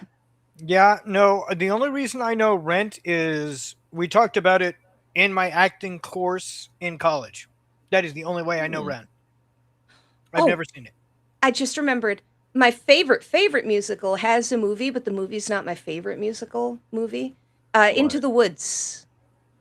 Into the Woods is my favorite, hands down. You can watch the Broadway performance for free on YouTube. It's so good. I didn't know. I know that was. What about Mamma Mia? I love Mamma Mia. I haven't seen the movie, but I saw Mamma Mia on a cruise ship, and it blew my mind. It was so good, like crazy good. I do like ABBA's music, so I probably would enjoy Mamma Mia, honestly. So I'll probably check it out at some point. It's worth it. It honestly is. Yeah. Like, they integrate the songs so well. Yeah. Another one that I really want to see is they turned American Idiot into a rock opera musical. And here's my thing, okay? Wait, what? Yes, Billy Joe is an insufferable asshole. But also, me knowing the fact that, like, if he knew someone like me enjoyed his music would piss him off so much, that is why I still listen to his music. Because knowing that someone like me loves his music and listens to it would piss him off. That is punk rock right there. I'm sorry. and it's like, and I'll buy his records. I'll do all that stuff because he does not want my money. He does not want it, but I'm going to give it to him anyway because I know it'll piss him off. Good. Gives him good inspiration to do more good music. That's all I could. No. They haven't done good music in about 15 years. They're a legacy act at this point, but yeah. There's a American Idiot musical. I know Billy Joel sometimes plays Jimmy in some of them. I don't know. Would you ever go see The Cursed Child? It's adorable. Probably not.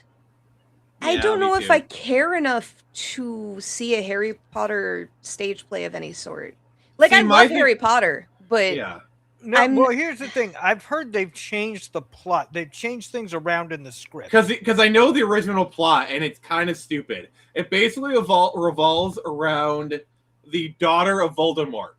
So basically what they retcon is Voldemort had sex with Lestrange, and then she had a daughter before the Battle of Hogwarts, and then that was that woman, you know, kind of thing.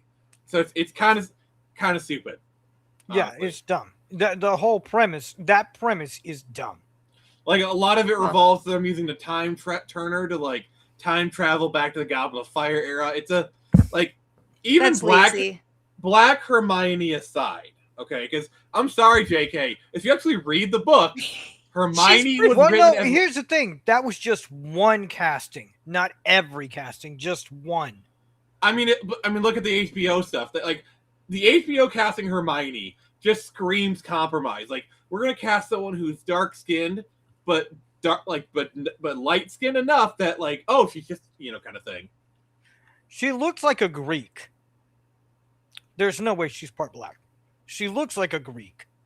Sorry. But she's kind of like in that weird kind of middle range kind of thing. Yeah, that's what I'm saying. That's what Greeks are. They're in the middle range. They're tan skinned. Yeah, I'm kind of concerned. Like, I'll give it the benefit of the doubt until proven otherwise. Like, I'm sorry. Like, the thing that killed me though is Black Snape. Like, he does not look like Snape. He doesn't. That's the thing. He doesn't resemble the character. The character is clearly outlined as to what he looks like, and it's really important that he looks that way so you know what he is as a character. Well, here's the thing. That's also it makes some of the later chapters a bit questionable, like where James is like taunting him and like using racial slurs. Which they're going to cut those out. They're going to cut those scenes out. I guarantee you. Like, I'm sorry, Adam Driver was a perfect Snape. He was a perfect actor. He was right there. Yeah, he was right there. Yeah. Here's the thing. I'm sorry, and this is hitting another series altogether. Black Helen of Troy does not make any sense. No. Christopher Nolan is doing this because of the Oscar diversity checklist. That is the only reason. Okay. Yeah, it's gross. It's so gross because he keeps talking about the authenticity. It's like, that's not authentic. The armor. They're also having. Oh, sorry. Okay, can I just say, the actress that they got is not ugly. She is a beautiful woman. Oh, yeah, she's beautiful. She was the woman from Black Panther. She is beautiful, okay? She is objectively beautiful. But she's not Helen of Troy. I'm sorry. She's not Helen of Troy. Helen of Troy is described verbatim. No, she doesn't. They don't describe her chest size, the width of her hips. They don't describe that. Sydney Sweeney as Helen of Troy. That would make more sense because here's why. Helen of Troy is deliberately described beautiful face. Her hair is blonde. She has like basically the Helen of Troy from the Brad Pitt movie. Essentially. Exactly. That is Helen of Troy. The way that actress looks, that's Helen of Troy. Verbatim in descriptives. But yes, Sydney Sweeney would probably be a better choice. I mean, there's lots of actresses nowadays who could have been Helen of Troy. Well, and here's the thing. Here's another. This is more of a mythical thing. You know how she's playing Helen of Troy and her sister? Yeah. Helen of Troy doesn't have a twin. That sister of hers is a half sister, the child of the king, of another king, in another city. In another city state, married her mother, had a child with that mother, and that's her sister. Can I be honest with you? You know who I would have cast as Helen of Troy? Is Margaret Qualley? No. She was in Once Upon a Time as Hollywood. She was like, oh yeah, her. Like, you'd have to dye her hair blonde, but like she's got like the look, she's got the eyes. I mean, if I could, I'd cast Alexandra Daddario, but she's a little bit like too old. But like, look at her; she's got like dye the hair blonde, and that's Helen of Troy. Yeah, that's Helen of Troy right there. That face, the beauty, it's there. She's got a kind of a Greek look to her as well, too. That's the other thing. Yeah, and I mean, if he wanted to be authentic, like, look, that's Helen of Troy. That is Helen of Troy right there. Right there. There you go. Here's the thing: if he wanted to be authentic, he would have hired nothing but Greeks. That's authentic. Yeah. That's authentic. Instead of a bunch of people pretending to have, I'm sure, British accents like they always do. Yeah. Like here's Margaret as a blonde. Like that looks like Helen of Troy. Also, the Ant-Man and the Wasp, Quantumania actress, whatever her name is. Also, what is it with these modern actresses that are doing like this front bite thing? Oh God, I don't know. It's ugly as hell. Stop it. Stop it. I don't know.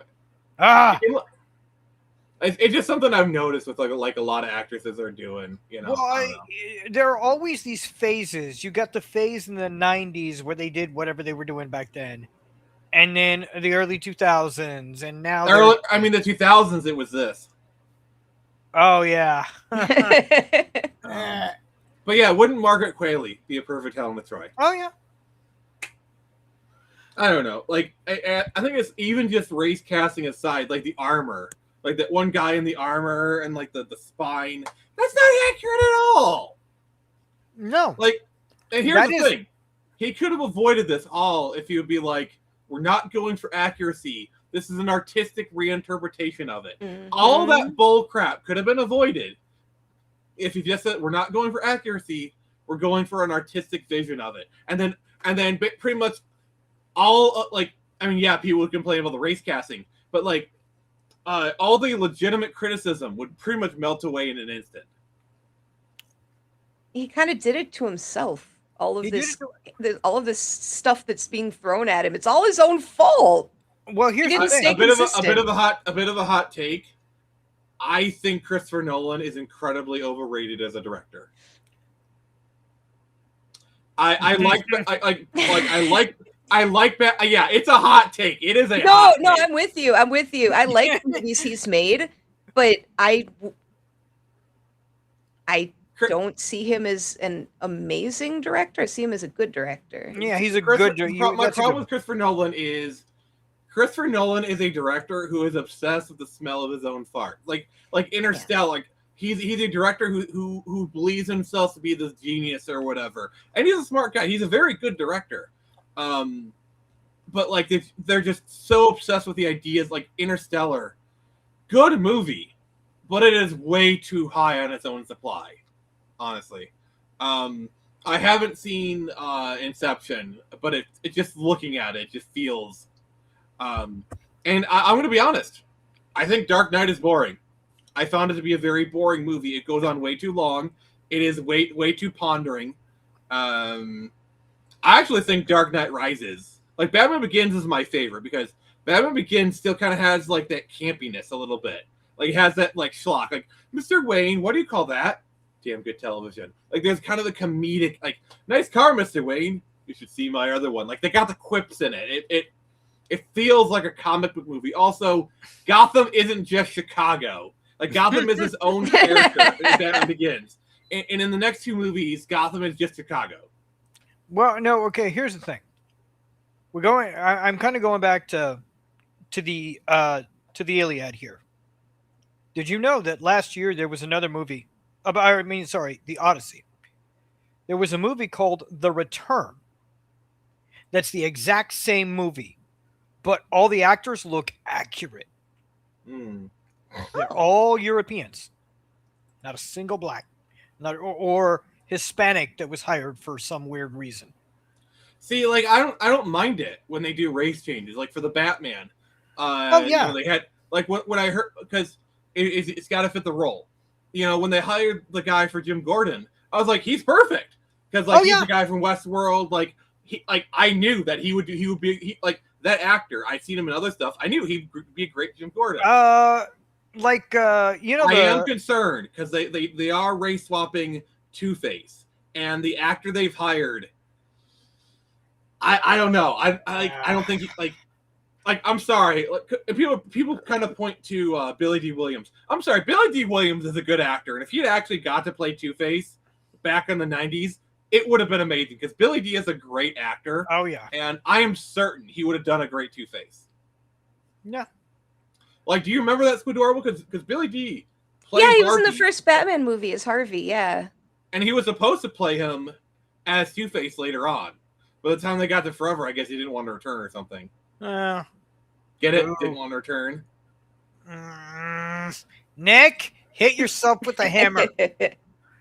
See, my problem with Batman Forever is I'm not saying Tommy Lee Jones was wrong for the role. It's that he chose the wrong performance because like that opening scene with Harvey Dent, you know, where he's like doing the subtle luck, blind, stupid. Like it is inspired, and the rest of the movie he's trying to outdo Jim Carrey in his prime. Like he's trying to out silly Jim Carrey in his prime, in his zenith. Like Jim Carrey is a comedy god at this point in time. Okay. Yeah, and he's trying to like outdo him, and it just doesn't work. No, it doesn't. But like Tommy Lee Jones had it in him to have a really good Two-Face, and that opening scene, like you know what the like scene I'm talking about for Batman Forever, when like they show him on this side, and then like it pans over, and he's got like that kind of intensity to him, and he's like menacing, and he's got like had he carried that throughout the whole movie, it would have been epic. Yeah. I like Batman Forever a lot. I also like Batman Forever. Okay. I too like Also, release the Schumacher cut, please, for the love of God. Batman and Robin is a so bad it's good movie. It's a movie you watch, and it's just so bad you enjoy it. I think they were meant to be. That's the thing. I think people missed. I think it was in my personal theory is that it's just like The Happening, and that it was done purposely, but people didn't understand it was done purposely. They thought it was done accidentally. You know what I mean? I mean, as far as Jim Carrey and the Riddler, once you realize he's doing a spot-on Frank Gorshin impression, Yeah. it makes so much. His performance makes so much sense when you realize he's just doing Frank Gorshin, who played the Riddler in '66. Like, once you realize that's what he's doing, his performance makes so much sense. Yeah. I didn't know that until now, but since you say it, now it all makes sense. You're What right. I like about Forever is, well, first off, Val Kilmer is the most underrated Batman ever. Oh God, yes. Like, I am a Keaton fan, but my number 2 Batman is, okay, it's Keaton, Conroy, and then Kilmer. I'm sorry, I gotta give some respect to Conroy. Yeah. But like number 3 is Kilmer. He is so underrated. Like, there's a quietness to his performance. Well, it just works so well. He's an underrated actor in general, but he's got these iconic roles. I'm your Huckleberry. Yeah, exactly. He's got these iconic roles, like Iceman in Top Gun.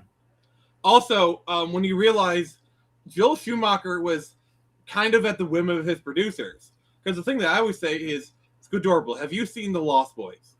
Oh yeah, I grew up on that movie. Yeah, great movie. I maintain The Lost Boys is pretty much the Batman movie Joel Schumacher would have created if he was allowed to cook. Yeah. Okay, I can see that.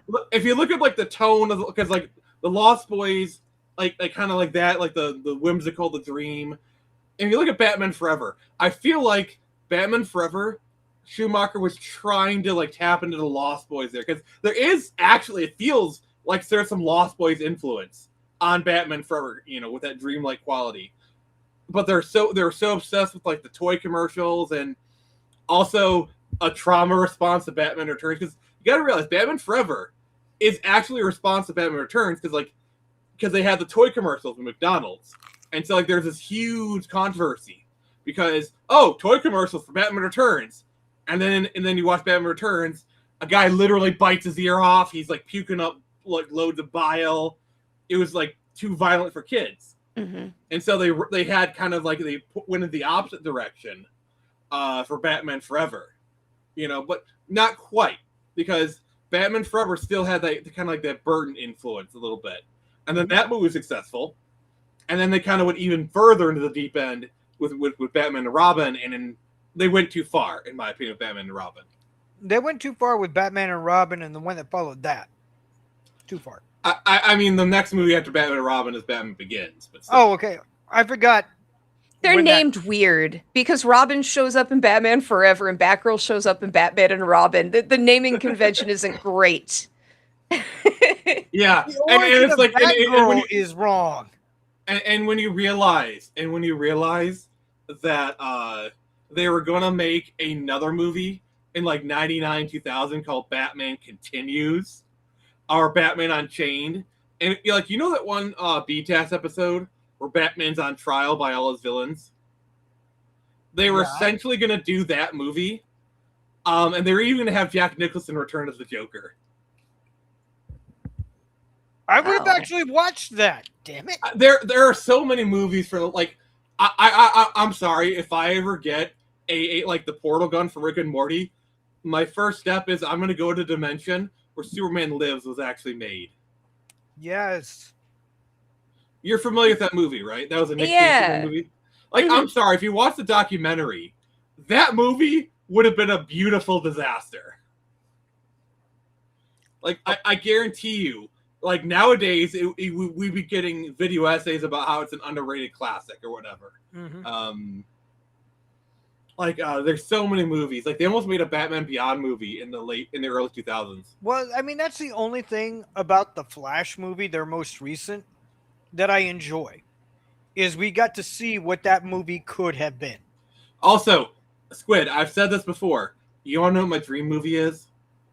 It's a Batman Beyond movie set in the Keaton-verse, okay? Michael Keaton as older Bruce Wayne, all right? And he's like, here, I want you to take this disc to Commissioner Pennyworth. So basically, it's set in the Keaton-verse, but the Barbara is played by Alicia Silverstone, and she's Commissioner Barbara Pennyworth. Because remember in Batman Beyond, it was Barbara was the Commissioner.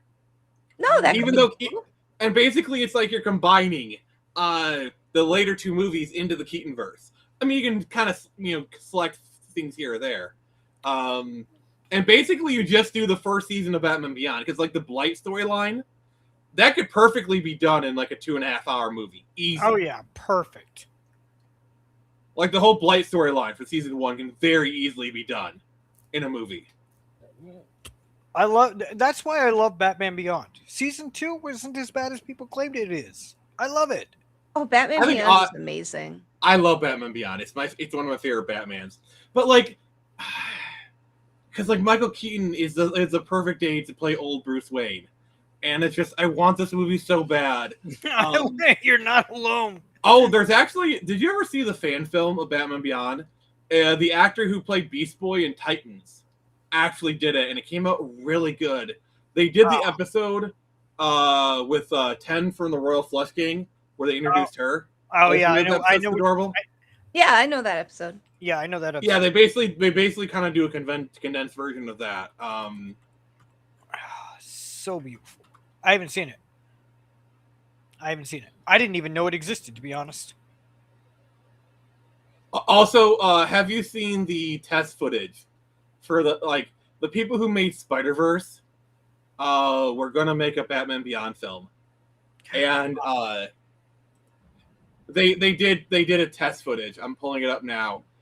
I should warn you, you're going to be angry when you see this because it is that good. Wait 1 second. You're saying it's going to be good. I thought you were going to say bad. No, it's really, really good. 1 second. 1 second. Time for the nuke. Because there's a certain way I do this to kind of make it look decent. You hit things with a hammer? Yes.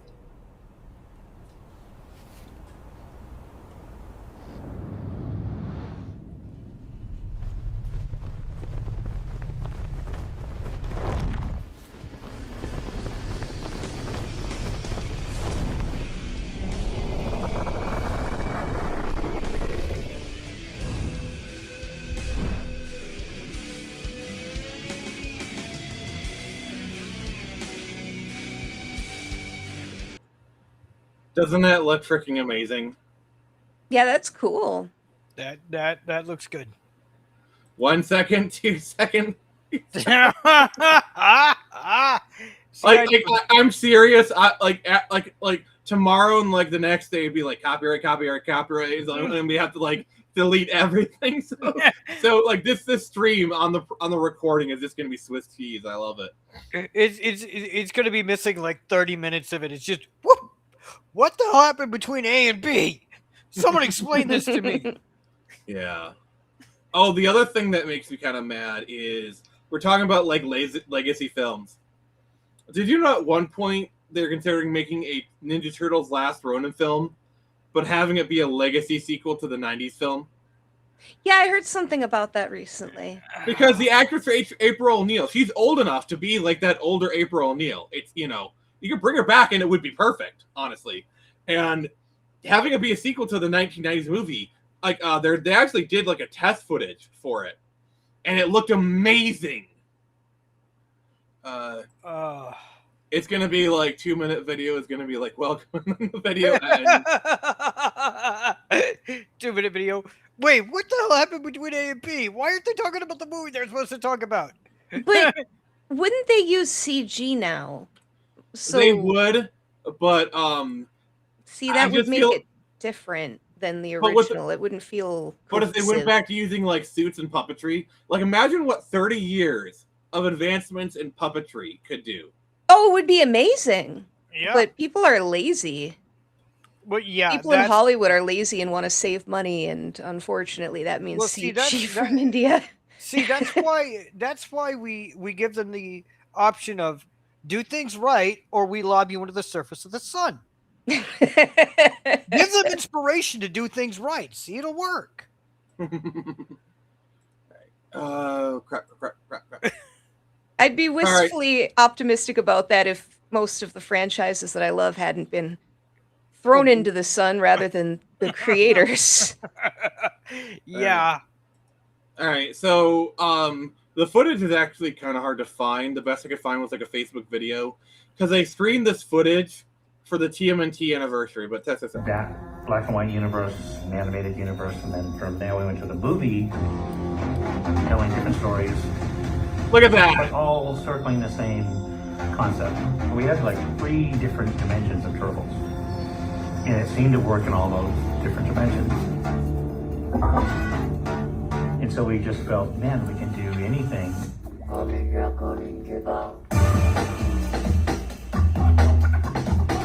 I am so good in copyright stuff for this. Oh, we know.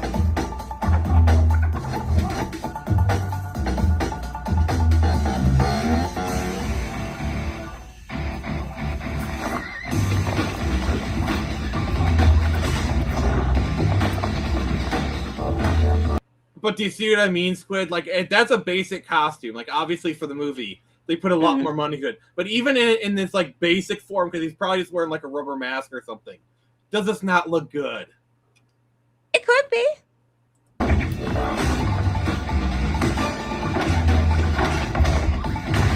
They're destroying a pizza that is thin. Those different iterations of work. Like, seriously. I don't know. Like, there's stuff that's like right there. Still, wait. Still, I heard you saying I've got a grin. Does it get? No, actually, Happy Dino. It doesn't make you look creepy. It kind of makes you lovable. Like, I'm gonna be honest. It doesn't make you look creepy at all. It like makes like I look at it and I see someone be like, "Aw." Somebody very happy. Yeah, yes. That's how I see it. Very happy, like a very happy dino. Like somebody be like, When somebody, when I just want to go out and buy him chocolate chip cookies and give them to him, kind of thing. Yeah, exactly. It's a term of a happy endurement. Because I mean, when I say grin, it means smiling, happy, joy, that kind of thing. Nothing negative ever. Yeah. Now, if I were to say smirking, that means you're being cocky, a little bit egotistical, a little adorable. For the light, for I implore you, never go down the rabbit hole of almost made movies. You will be so angry. Oh, as a horror fan, I'm very, very used to that kind of stuff. like, did you know they were actually planning a Batman v Superman as early as like 2003? Oh yeah, it was in I Am Legend. They made a reference to it. Yeah. I remember when I Am Legend came out, that was a thing on the marquees. They were like, look, in the future, Batman vs. Superman. Justice League Mortal, directed by the Mad Max director. Oh, God. I'm still down about... Oh my God, I'm so sorry. I just blanked on what I was going to say. I know you turned the fan or AC on or whatever. That was all, but I heard the beep and saw vibration noise. I'm sorry, I was uncomfortable. No, but who was it? I have a fan, so. Was it? Oh my God, I'm so sorry. I can't remember. I remember that Edgar Wright was involved in a Marvel movie, and I can't remember which one. Ant-Man, that's it. I wanted to see the version that Edgar Wright would have made. Yeah. Because, my biggest regret is Tron Ascension. Because if you watch Tron Legacy and you look at some of the other materials, they were very clearly setting up a third movie. Yep. Because if you watch, because they had like this big ARG. There's like Tron the Day After, which is like happens like right after Tron Legacy ends. the whole Flynn Lives movement. You had Cillian Murphy in the movie as Edward Dillinger Jr. Oh God. Okay, I'm quoting a Tron Ares black hole, and this is only specific to me because I hate Tron Ares so much that like whenever I talk about it, I go because there's a Star Wars black hole. There's now the Tron Ares black hole. That's like, little Jared Leto, right? Or whoever. Yes. Like here's an example of how little they cared. So in Tron Ares, it said that after Edward Dillinger got ousted from NCOM, he formed Dillinger Systems in the 80s, okay? And Edward Dillinger Jr. in Tron Legacy is a son of Edward Dillinger, okay? He is Gillian Anderson's brother. He is Evan Peters' uncle, essentially. The fact that they don't even mention him at all in the movie. Also, according to Tron Ares, Dillinger Systems was active during this time, okay? So why would he be working for NCOM? And also, like, in Tron Legacy say, well, his father helped build this company. Like, okay, let's say Edward Dillinger was a black sheep and went to work for NCOM, okay? Fine. Okay, fine. Why would they use that honorific? Like treat Edward Dillinger with respect, okay? That would be like if Wozniak went to work for Microsoft, okay? And then Bill Gates was like, here is Steve Wozniak, who worked with Steve Jobs, who was like an very important person. That's like that. It's not a one-to-one comparison, but you get the idea. Yeah. There's so much stuff they didn't plan it out. Like they did not think anything through. Like you could, it's just like, somebody please slap me because I could go on for 5 hours. About One second. Hold that position, Nick. All right. All I'm going to say is this.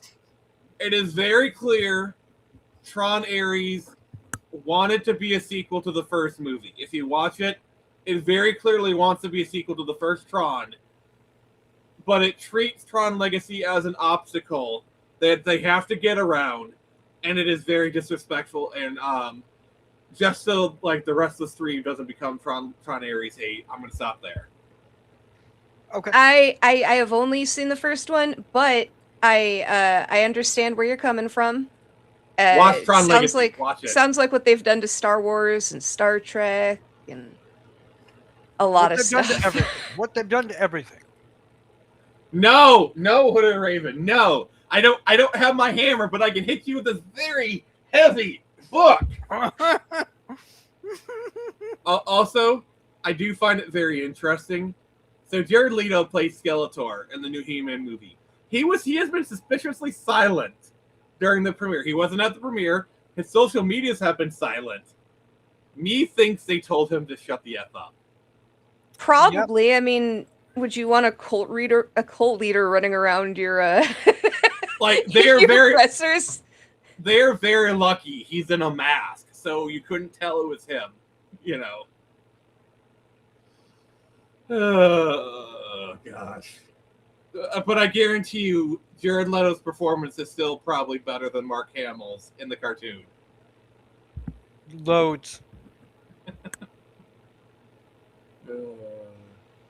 Is the He-Man movie any good? Because He-Man is not really my thing because it came out before my time. But I've heard mixed things about it. I haven't seen it yet, but I've heard that it's really good, but it's got a little too much Marvel humor. That's what I've heard. So the humor gets a little too and at weird points, like with Thor Ragnarok. That level of Thor humor, I've heard that from people. I do like Thor Ragnarok, actually. I like Ragnarok okay, but there are parts like, where is it? At the very end of the movie, something big happens, and then they immediately throw a joke in, and it deflates what just happened. Yeah, like that probably kind of a scenario. I want to see it, but I don't want to spend money this year. Yeah. Yeah. I'd say the one joke that I really don't like is, like, you want to know who I am, which is kind of an homage to 2008 Hulk, and he jumps out and it just lands flat. Like, I hate, and this is a very modern writing thing, where, like, they're clearly building up to an epic moment, and they just cut they just kill it at the last second. Like a Night in the Seven Kingdoms did this a lot, you know, and it pissed me off so much. Although, by the way, Night in the Seven Kingdoms is actually pretty decent. But he's like, oh, it's building up, and then they just show him literally shitting on a tree, or like, is there no true knights among you? You know, it's like building to this emotional climax, and this guy just stands up and he farts. It's like the stupidest base. Like, and what really sucks is right after that, the door is open. Baelor Targaryen walks in. He's like, I will fight for Sir Duncan. And then the Game of Thrones theme starts kicking in. It's like a really good moment. Because they had it's like I love it when movies hold onto iconic themes for just the right moment.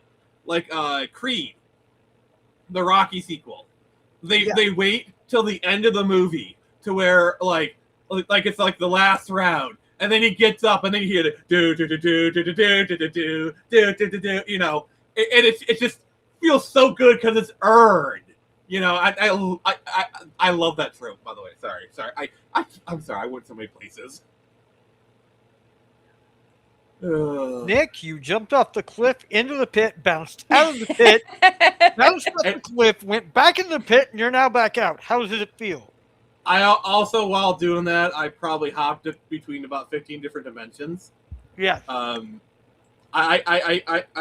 can now hear colors. But have you seen Creed, Adorable? No, I haven't even seen any of the Rocky movies, actually. Oh, they're so good. They're so good. I like the soundtrack. I like Vince DiCola. Mm-hmm. As a Transformers fan, he is very dear to my heart. So the Rocky soundtrack I know very well, but I've just never seen the movies. I recommend them. I think they're pretty good. They're on my docket. I'm slowly catching up. I saw RoboCop for the first time a few months ago. A few months? Mm-hmm.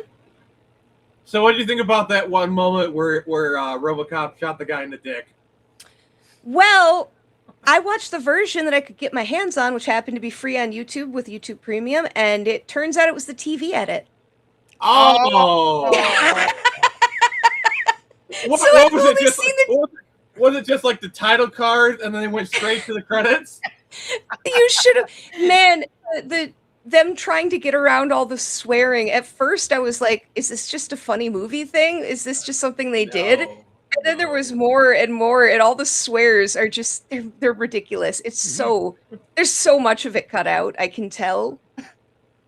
like the death of RoboCop. Oh my god! It's just you see a scene in him, and then they probably cut the scene because his death is really brutal. Yeah, they didn't keep most of that stuff. So I'll need to rewatch it so I can actually see RoboCop. Also, but I'm trying to slowly make my way up those movies that I missed, being a girl rather than a boy in the 80s also to 90s. You know? That moment when you realize RoboCop is essentially the death and resurrection of Christ. Yeah. Like the shotgun scene is his crucifixion. There's literally a scene of RoboCop walking on water. Okay. Yeah. Yeah. I believe that. Oh my god! Like I said that to Adorable. Now next time she watches it, she's gonna be watching with that in mind. She's gonna be like, "Holy crap, he was right." I'll take it with me. Also, the sequels are not as good. No, but they're kind of fun to watch. They're schlock. I've heard the second one's really fun, and the third one less so. The third one is bad. The third one is a remake of the first. What are you talking about? Ever watch a Martin Scorsese movie on TV edit? Imagine watching Goodfellas, but it's a TV edit. What? You think I'm some sort of flippant comedian? Like I'm here to amuse you? Yeah, oh god, that would be cut out just on principle. Okay, have you seen Goodfellas, Adorable? No. I have. I'm telling you, those are all horror has always kind of been my thing. I've always just gone to horror, and that's about it. Especially growing up at the movie rental store. Mm-hmm. Horror or anime. Well, I mean, anime's great. I love anime. My grandparents, my dad. Well, okay, not my grandparents. One group of my grandparents, my mom's parents, would watch horror even with a 5-year-old in the room. They didn't care. My dad took me and my brother to see Jaws 3 re-release in a local theater when we were 5. Oh, was your favorite part the dolphins? Yeah. Oh, Yeah. Godfather. So, Yes. Skidorable, I'm really tempted for your next appearance to just be like some random movie that you haven't seen yet before you watch it. Oh, gosh. By the way, and if you watch it, you have to watch the uncensored version. like if we do Goodfellas, you have to watch the curse words. That would be no problem. One thing I love doing though is collecting TV edits. They're fascinating. Like Yeah, you can they usually are. find them. I've got The Exorcist on a TV edit from like 1983. And it's really interesting to see what they cut out at different points in time. Another thing that's interesting about TV edits is they'll sometimes like add in deleted scenes. Like I think there's a few Superman TV edits where they add in additional scenes. Yeah, Well, they have to- Crybaby has that. Yeah, they have to add the cut scenes so that they end at a specific time so that the commercials last a specific amount of time. So if the movie's supposed to start an hour and end an hour, that's how it ends at exactly an hour. One of my favorite stories is so there's a movie called 40 Days and 40 Nights. It's basically Josh Hartnett gives up sex for Lent. And it's very kind of like early 2000s screwball comedy-esque. And the funny thing is, so they shot scenes, they shot the regular version and the TV edit version. And what they found is a lot of the TV edit lines were funnier.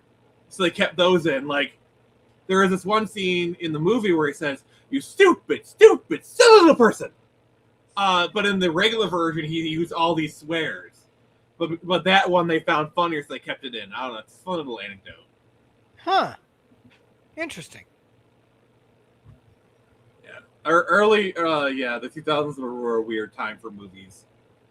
No, I remember when I was the first time I watched Shaun of the Dead on DVD. There's an edit version of that for Shaun of the Dead. It was made for international flights or something. And like instead of saying Jesus Christ, they go peas and rice. Like there's actually different cuts to cut out like curses and stuff. And Shaun of the Dead of all movies. I don't know how you do that, but keep the rest of the movie. Hooded Raven, we are bleeding coward. That movie will never be featured on this channel. Never. I have seen clips of it. Like I remember one time I went over to my friend's house. We were hanging out. He was watching it on his Xbox, and I kind of hung around and watched it. I got to the part, the feeding scene. No. Oh, and God. I'm just gonna leave it at that. I'm sorry. I'm choking up just thinking about it. You're choking up. I'm choking up. Scarface. That is an interesting movie. I like that movie, but it's interesting. I mean, first off, once you realize that Grand Theft Auto Vice City is basically just Scarface. Yeah. Say hello to my little friend. Like literally, the finale of Vice City is the final scene of Scarface, essentially. Yeah. I believe it. This is what happens when you feed a stranger eggs in the Alps, John Goodman. Can I just say, Kong Skull Island has no right to be as good as it is. No, it has no right to be as good as it is. It should be condemned. Condemned, I said. Like it feels like it's at times it's like a parody of Vietnam era films, you know, because they do a lot of the Vietnam era tropes. They play some of the music. There's like some Apocalypse Now style imagery. It feels like a bit of a farce. Have you seen Kong Skull Island? It's adorable. Nope. What the frick? Neither have I. So she's not alone. Kong Skull Island is part of the MonsterVerse. It's connected to like Godzilla 2014. Oh, okay. I've seen none of that. I've seen absolutely none of the newer Godzilla stuff. I've stuck with the Japanese, but Oh my god, what the hell? Like I said, I spend a lot of my free time. I'm either on YouTube, watching like YouTube video essays and stuff, or horror movies. There's a lot of horror movies out there. Do me a favor, please watch Godzilla 2014. It is it's pretty good. It's not as good as the Japanese Godzilla. I'll admit that, but it's still good in its own way. The only problem is they have the Malcolm in the Middle Breaking Bad actor. I can't remember his name. He's in the movie for like the first act. You got Aaron Paul, the guy for Kick-Ass. The biggest crime is they kill off the Breaking Bad guy, and then Kick-Ass lives. And I like him, but he's just not as good of an actor. And like the other guy, basically, like his wife died in the reactor for like the Muto or whatever. He has like a great motivation throughout the movie, and the son is just kind of along for the ride. You know, and basically the entire act of Aaron Paul is just getting back to his wife, who is played by Elizabeth Olsen in this movie, by the way. Which that's not a sin. That's a good thing. Nick, I guess you and me are just the same boat when it comes to Monster Universe. Yeah. Yippee-ki-yay, Mr. Falcon. Oh, have you seen Die Hard? It's adorable. Oh, of course. Okay, you are slightly redeemed. I've seen a lot of good movies. Die Hard is one of those movies if you're an American and you haven't seen it, you're a weirdo. I'm sorry. Die Hard is a Christmas movie. I don't care what Bruce Willis says.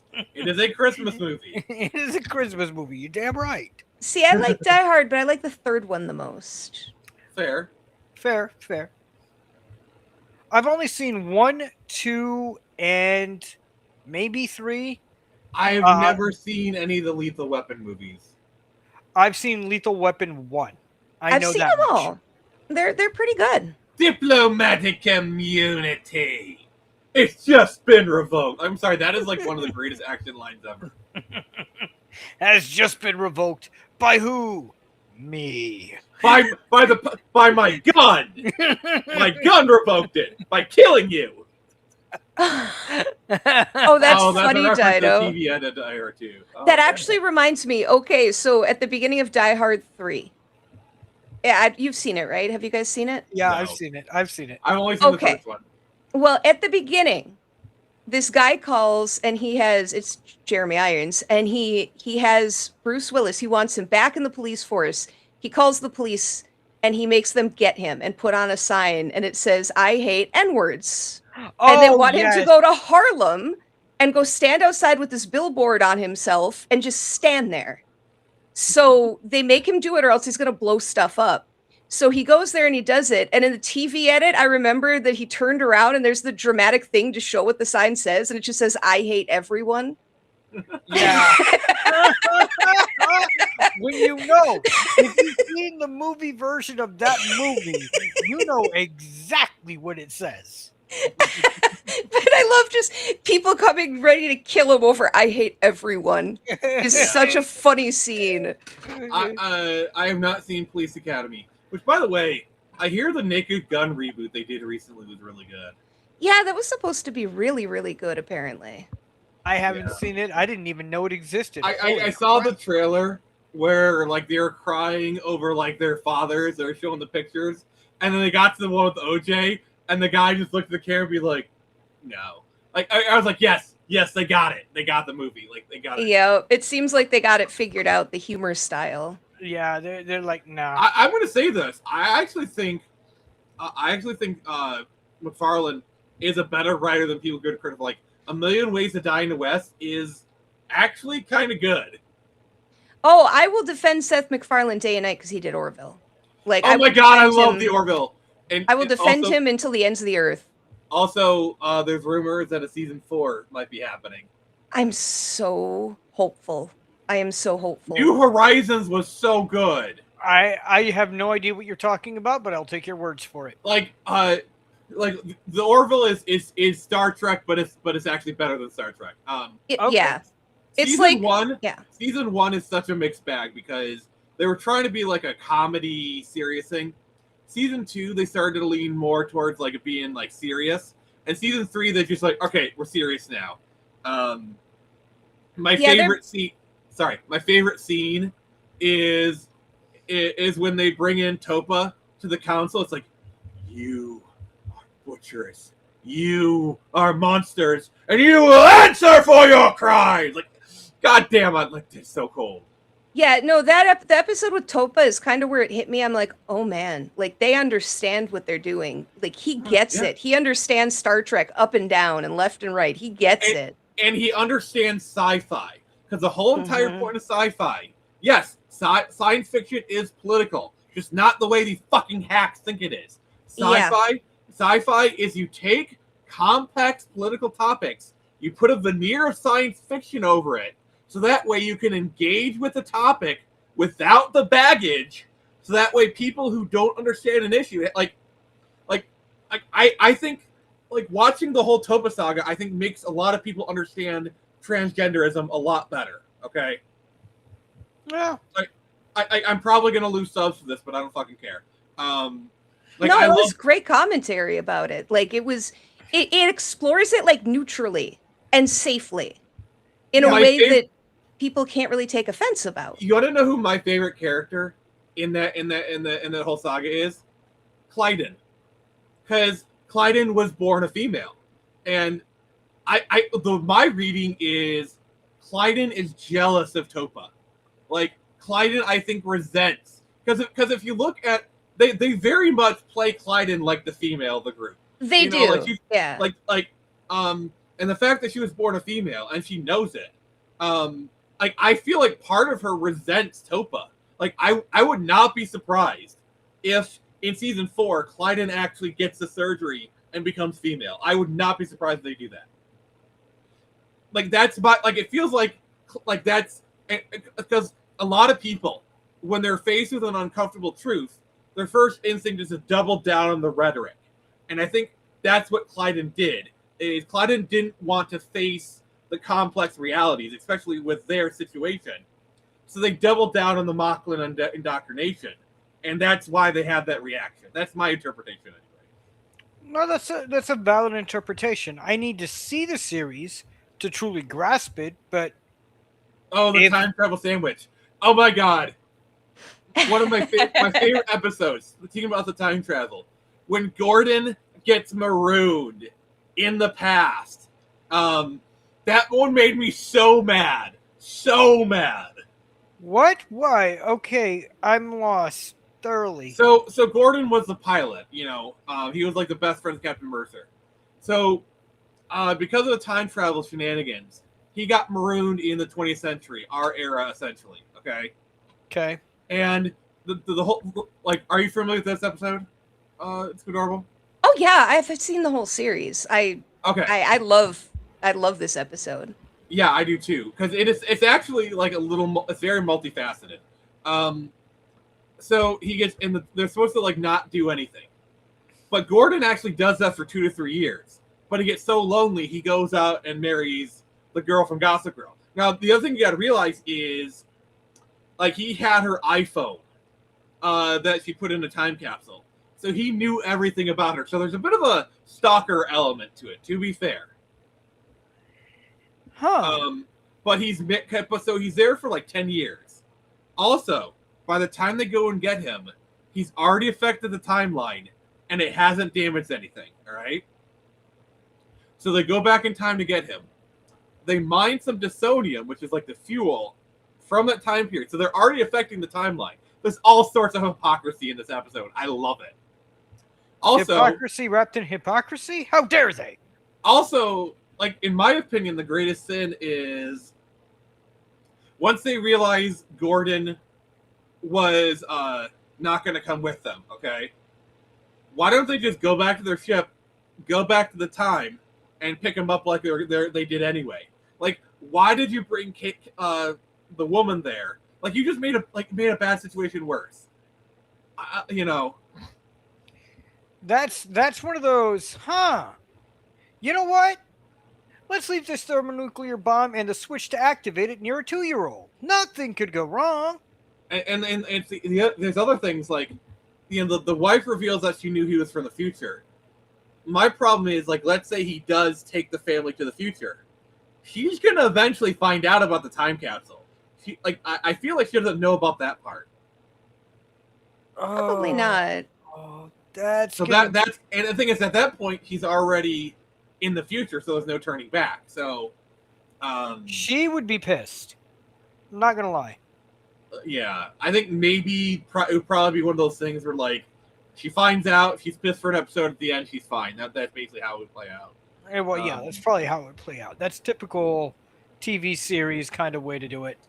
I also like when they brought back the girl from, also the social media episode in season 1 is genius.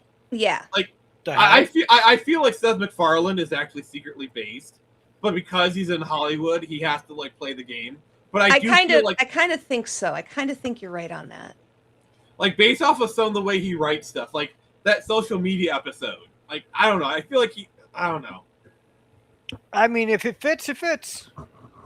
Like, I'm not saying he's right wing. I feel like he's probably more center left. Like, if I had to put Seth MacFarlane somewhere, I'd probably put him center left or whatever. Which in Hollywood basically makes you far right. Yeah. Essentially, yeah. They've gone so far left that somebody sending center right or absolute center looks like a freaking Nazi. Yeah, essentially, yeah. I don't know. Like, I see, like, the way he writes the characters and whatnot. Apparently, the original Zalayan was, like, his ex-girlfriend, and she asked to, like, go off the show. But, like, clearly there was no bad blood, because he gave her a great send-off episode. Like, if he was petty about it, why did he write, like, probably one of the best episodes? Also, did you notice in that episode, you had both the Doctor from Voyager and from Enterprise in the same episode? Yep. There's a lot of Star Trek actors in Orville in general. What the ever-loving I mean, not just that, but, like, Bruce Boxler plays the president, from Tron. Kelly Hu from X-Men is in there. You got the guy from The Flash. He's a part of Firestorm. Also, Titanic is in it. Like, there's also, I love, like, the one episode where Charlize Theron is on it. Like, having Charlize Theron guest star on your episode was, that is. It's because a lot of. I'm sorry, Jason. You gotta keep interrupting me. I'm sorry. I just want to shut up. I'm sorry. It's okay. If he's based, explain why he's let zombie family get lit. Because of money. But do you realize how much money he gets for that show for doing, like, literally nothing? $2 billion. Kind of got under my skin. Yeah, that's kind of the point. But, like, it's because they were doing the movies. Like, they got Liam Neeson to just do a random cameo in it. Like, I love the random cameos in the Orville. Well, if Orville wants to be really make people go the fuck, they should get William Shatner to play a character. If they really want to troll people, that's Jason, what they should do you have Hulu? I used to. I don't anymore. Well, if you ever get Hulu, it's on Hulu. Also, it's adorable. What do you think about the storyline between Ed and the that one alien, the light sensitive ones? I'm blanking. The lizard people? Yeah, the one who worship Avis, which Yeah. that is such a Seth MacFarlane joke. That worship Avis. I really like that storyline because you can tell she loves him. You can tell. Yeah. But she's also, she cares about her people. Also, the fact that in that culture, getting an abortion is such sacrilege. The fact that he wrote that in is really interesting. Mm-hmm. Okay. That's touching a topic.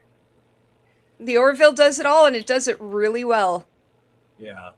All right, And, now and he even does a really great girl boss moment where when the Mocklins go to them, and it's like, we of course as the men will be taking care of this, and she rightly points out, you came to us, you need us. Like, I like it because she schools them, but it totally makes sense. Yeah, it's one of those. The men actually made a mistake, and she's correcting the error. Like, that I would accept. Squidorba, what do you think about that moment? Oh, I think it's great. I think the way that he writes characters in general, everything. Female characters that are in charge get written very poorly a lot because people are like, well, they need to be strong and they need to be powerful and they need to be all knowing and they need to be all, they need to have full control over everything, and it gets old. Like, I just want realistic women. Women can suck. I don't know if you guys know this, but women can be terrible, especially when they have power. No. I'll give you. This is going to be a bit spicy.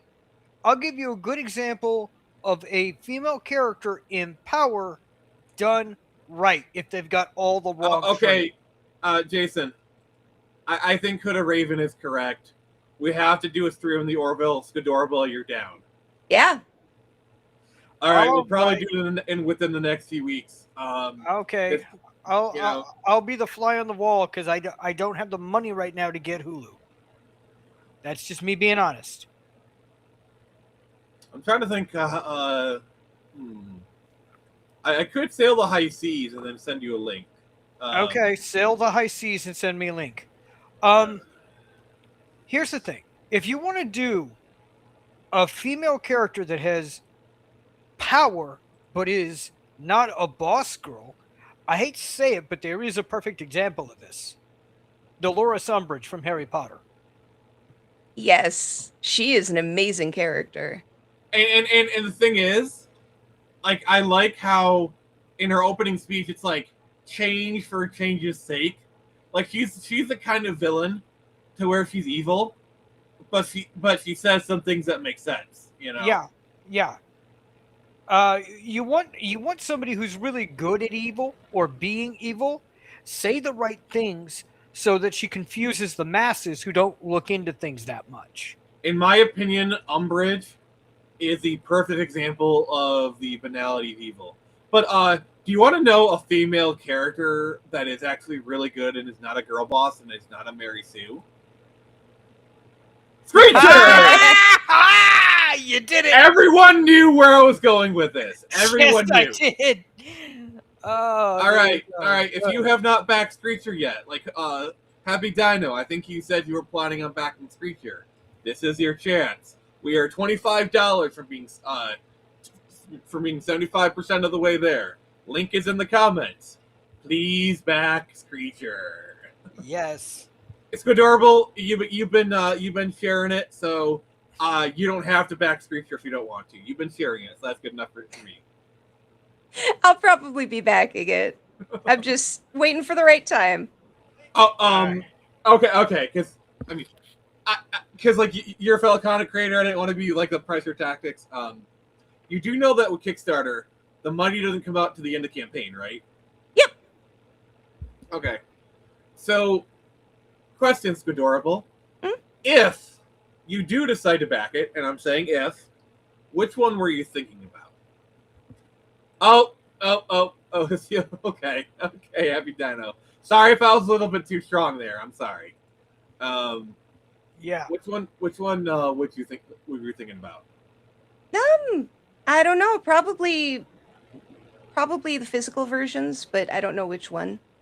So just know international is an extra $15 in shipping. Okay. Yeah, just wanted you to be aware of it. Thank you. If worse than the worst, there is a $10 digital. So, I think that's good enough feeling. So give me a like, give me a sub, hype the video. We're actually in a bit of overtime right now. We're in overtime, and I'm not getting paid. How dare you? Wait, you're getting paid? I didn't decide on that. I didn't sign off on that. I couldn't resist that joke. Yeah, that's fair. So tomorrow we are playing Skyrim. We're going to start at 7 because I'm doing an event. Oh, don't worry about going too strong with Kickstarter. Just having some flashbacks. Ah, Oh. yeah. It's okay, Dino. Yeah, it's okay. Yeah. We're here to support you, man, just as much Yeah, as you're here to yeah. support us. I mean, I understand why he has to leave. I feel bad, but I understand. Yeah, we're doing Skyrim because I'm actually doing a library Comic-Con tomorrow. It's gonna be pretty fun. Cool. Have you ever done any VTuber cons yet? It's adorable. No. I've applied before and like entered contests because people will sometimes have slots available. So they'll be like, hey, enter a contest and you could win time to meet and greet with people.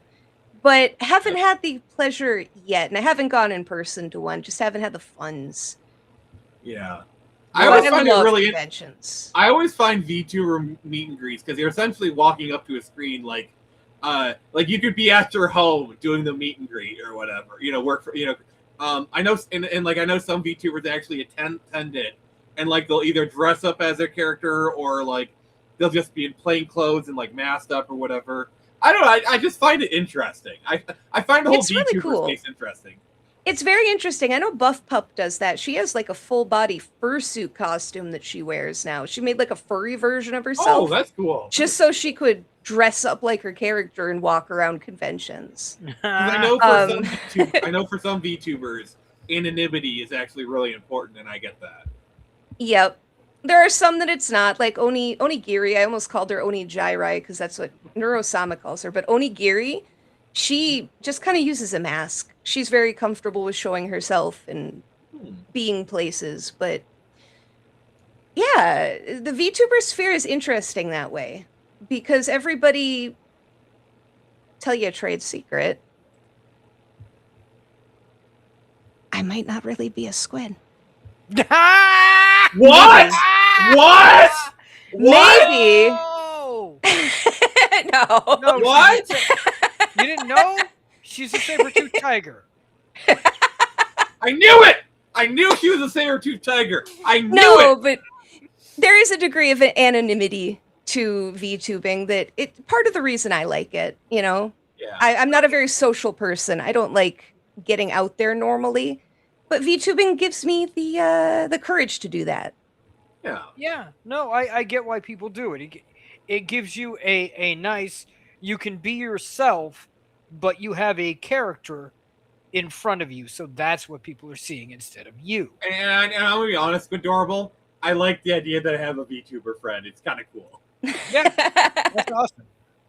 Like, Well, thank I'm you. just going to say I actually enjoy collabing with you, Adorable, because we get along really good. We have kind of similar views, like similar tastes. I like what you bring, so that's why I keep bringing you back. It's because I like having you on. So You just Thank you. You just want her to say the line at one point. They just keep bringing me back in. So yeah, I think probably the next thing will be like an Orville video. That's like, I think we might do that next month. Like, Jason, if we wait till next month, could you get Hulu? Maybe for a month and then quit. Yes. Okay. But I'll get the cheapest version of it possible. Yeah. The last time I had it, they were charging me $90 a month, and I was like, "The fuck are you doing?" Yeah. Whoa. So probably we'll probably schedule it around the 1st, and then give Jason like maybe a week or two to watch, because I wanted to watch at least the first season, possible, because the thing is the first and second season are like 22 episodes each. So as long as he watches the first season, I think he'll have enough of an idea of the show. Yeah, all of it. If they're 20 episodes, the first two, I'll probably get through the first season. If not the first season, maybe missing a few episodes at best. Depends on when you do it. If as long as you can get through the first season, you'll have enough idea of the show to like hang out with us or whatever. Yeah. So once you confirm that you got Hulu for next month, we'll probably set the date for the show. Is that okay, Squidorable? Sounds good by me. It'll give me an excuse to rewatch The Orville. Yeah. It's been a while. TwitchCon. Oh, yeah, the stories. TwitchCon. I wouldn't go to TwitchCon as a guest, even if you paid me. That sounds like a disaster waiting to happen. Like, do you remember that one story where like the one lady was doing like the thing and then she like dropped down to the mats and she like literally bruised her tailbone or whatever, point where like she ruined her life? I didn't hear that one. I Yeah, heard somebody got attacked, but I haven't heard that one. The ball Like, pit. It was like a stretch. It was like one of those foam ball pit things. Yeah, it was like a bunch of foam. The foam was literally this thick, and below it was like bare concrete. Basically what probably should have done is the base layer should have been like those like gym mats, you know, like the padding for the gyms. That should have been the base layer. Yeah, and then like probably have at least a foot of foam, because if she would have fallen on it, you know, it might have hurt, but she wouldn't have gotten injured. You know. That's common sense, though. That's common sense. Have a soft padding. You have the concrete, a soft padding, then foam, then another layer of foam, and you're fine. It's Who weird. Thought this nonsense up. Well, TwitchCon. Another thing that they did with VTubers was they threw away all the gifts meant for these VTubers. Yeah. Like they said, oh, you can't bring your gifts directly to the VTubers. Bring them instead. And like, you know, because people are VTubers, they're on screens. So people would bring gifts and say, oh, put them aside and then we'll get them to them. And they just lied. And by throwing away, they probably got picked through by like staff and whatnot. Probably. Yeah. Also, the Emeru situation, like, that was like, awful. Also, like, the thing that pissed me off the most is, yes, the situation was bad. The fact that they weren't initially going to fire the security guard, it took like pressure from MU staff to get him they didn't even ban him. Like, they didn't even ban the person who went who sexually assaulted Emeru. Yeah, like, they were just going to give him and eventually they were just going to 14-day ban or a month ban or something like that. And they had to fight for more to get him actually kicked off. Look, the man's lucky. Emeru is literally one of the biggest streamers on your platform. Like probably in the top 10, maybe top 5. Would you say so? Oh yeah, she's huge. She's really big. Yeah, she's like one of the top stars. And she got sexually assaulted on stage. You know, oh god, the man's lucky that convention didn't happen in Texas, because that man wouldn't have walked away alive. I'm sorry. I just want to talk. We just want to talk to you. Please follow us out here this way. No, please ignore the trucks, the SUVs, and the group of people that want to talk to you. Apparently they forced Emeru into that meet and greet because they threatened to pull away her show or whatever. Oh God. Yeah, Twitch is terrible. They're really Twitch is they're so scummy. Twitch is going to be dead in a decade. It's going to be dead. That's what has to be a proper competitor. I mean, YouTube is this is why I stick with YouTube. I mean, I'm on Twitch. We're literally streaming on Twitch right now, by the way.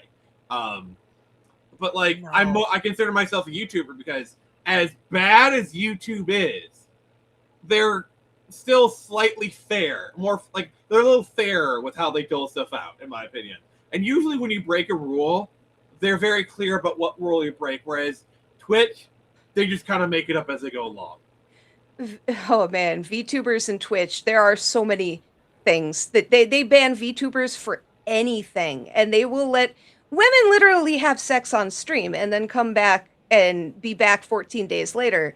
But if a VTuber shows too much hip, they get banned for a month. That kind of stuff. Yeah, no, I'm serious. Somebody literally had sex on stream and she was back within a week. I think it was you could see it in the reflection or something. I think I remember that. She was it was terrible. Also, I mean, this is low-hanging fruit. You can literally shock your dog on stream and get a 1-day ban. I'm sorry. We had to bring that up. Dude, the world has not let that go. Don't feel bad. Yeah, no, that'll be a lifetime thing. We'll all be in our 80s talking to people in nursing homes. Back in my day, this one time, there was this awful man named Hassan Piker. 2077, we're all in the nursing home. We're discussing Twitch, and someone brings up Hassan Piker, and like three people are like, "Wait, wasn't that guy who shocked his dog?" Yeah, exactly. Yeah, the guy who shocked his dog. Yeah, he did. We all wanted to kill him for it. Oh, this world is so weird because we're clearly in a transition stage. Like things are kind of starting to get better a little bit, but we're still in transition. Also, with a lot of our media, we're still dealing with a lot of the movies that were greenlit during COVID, or like the games that were greenlit during COVID. It's probably not going to be till 2030 till things are fully like flushed out. I'm sorry, but I have hope for Mass Effect 5. I have zero hope for Fable. Zero. That's me being honest. Yeah. It doesn't look good. I'm not a Fable fan, but it doesn't look good. Also, Fate of the Old Republic is not coming out. That game is not coming out. Also, and if it does come out, it'll come out after 2030. I don't care what Casey Hudson says. They recently hired a narrative director. The studio is not even a year old. And they're supposedly going to have a game that comes out before 2050. I'm sorry, that's just a flat-out lie. It's going to come out before 2050, but not 2030, yes, thank you. I had to correct you. It's the fact that they just hired a narrative designer means the design of the game isn't even fully finished yet. They don't even know what game they're making yet. Honestly, you got a better chance of Mass Effect 5 coming out before 2030. I mean, that game's been in development for a while. And, yeah, apparently, I think after Veilguard, they're like, okay, get rid of this woke shit, whatever. Yeah, no, they literally fired the head writer and the main writing staff of Veilguard. They just said, get out. And it was because the Mass Effect team said, we can't work with these people. Yeah. I mean, what they made was garbage. I hate to say it. I gave 16 hours of my life away to that game, hoping the only way Dragon Age can be saved is if they do a Dragon Age 1 and 2 remastered, like kind of give it the Mass Effect Legendary treatment, where like they remaster it and like make it more compatible. Because Mass Effect Legendary Edition saved this franchise. Because when that came out, people were reminded why they love Mass Effect. Mm-hmm. But all right, we do need to wrap up. So Saturday for 5 hours. No, we're 2.5. We're in overtime. Oh, okay. So tomorrow, Skyrim at 7. Sunday, Pokemon Legends Arceus at 7. Tuesday, we're going to be doing Infinite Fusion Hoenn for Hooded Raven. If you're in the Metro Detroit area, come see me at the Ann Arbor Comics Arts Fest. Thank you, Squidorable. Thank you, Jason. Thank you, Hooded Raven. Thank you, Happy Dino. Thank you, Nathaniel Brown. Yes, you were here. So I'm gonna go. So I gotta go. I gotta go split some wood. And I mean that in the most literal way possible. Get an axe. Because all right, a little bit of story time. So I was helping my buddy. He was like doing like a bandsaw kind of thing. I was helping him feed wood. I was kind of doing like a kind of a shitty job, and he was like trying to realign it, and his thumb hit the blade. He's fine. It was a deep cut, but he's fine. We went to the emergency room. It didn't hit the bone. He's all fine, but he still needs to finish the job. And when he come home, it's like, hey, I need to go do my stream. We had a bit of an argument. We'll be fine.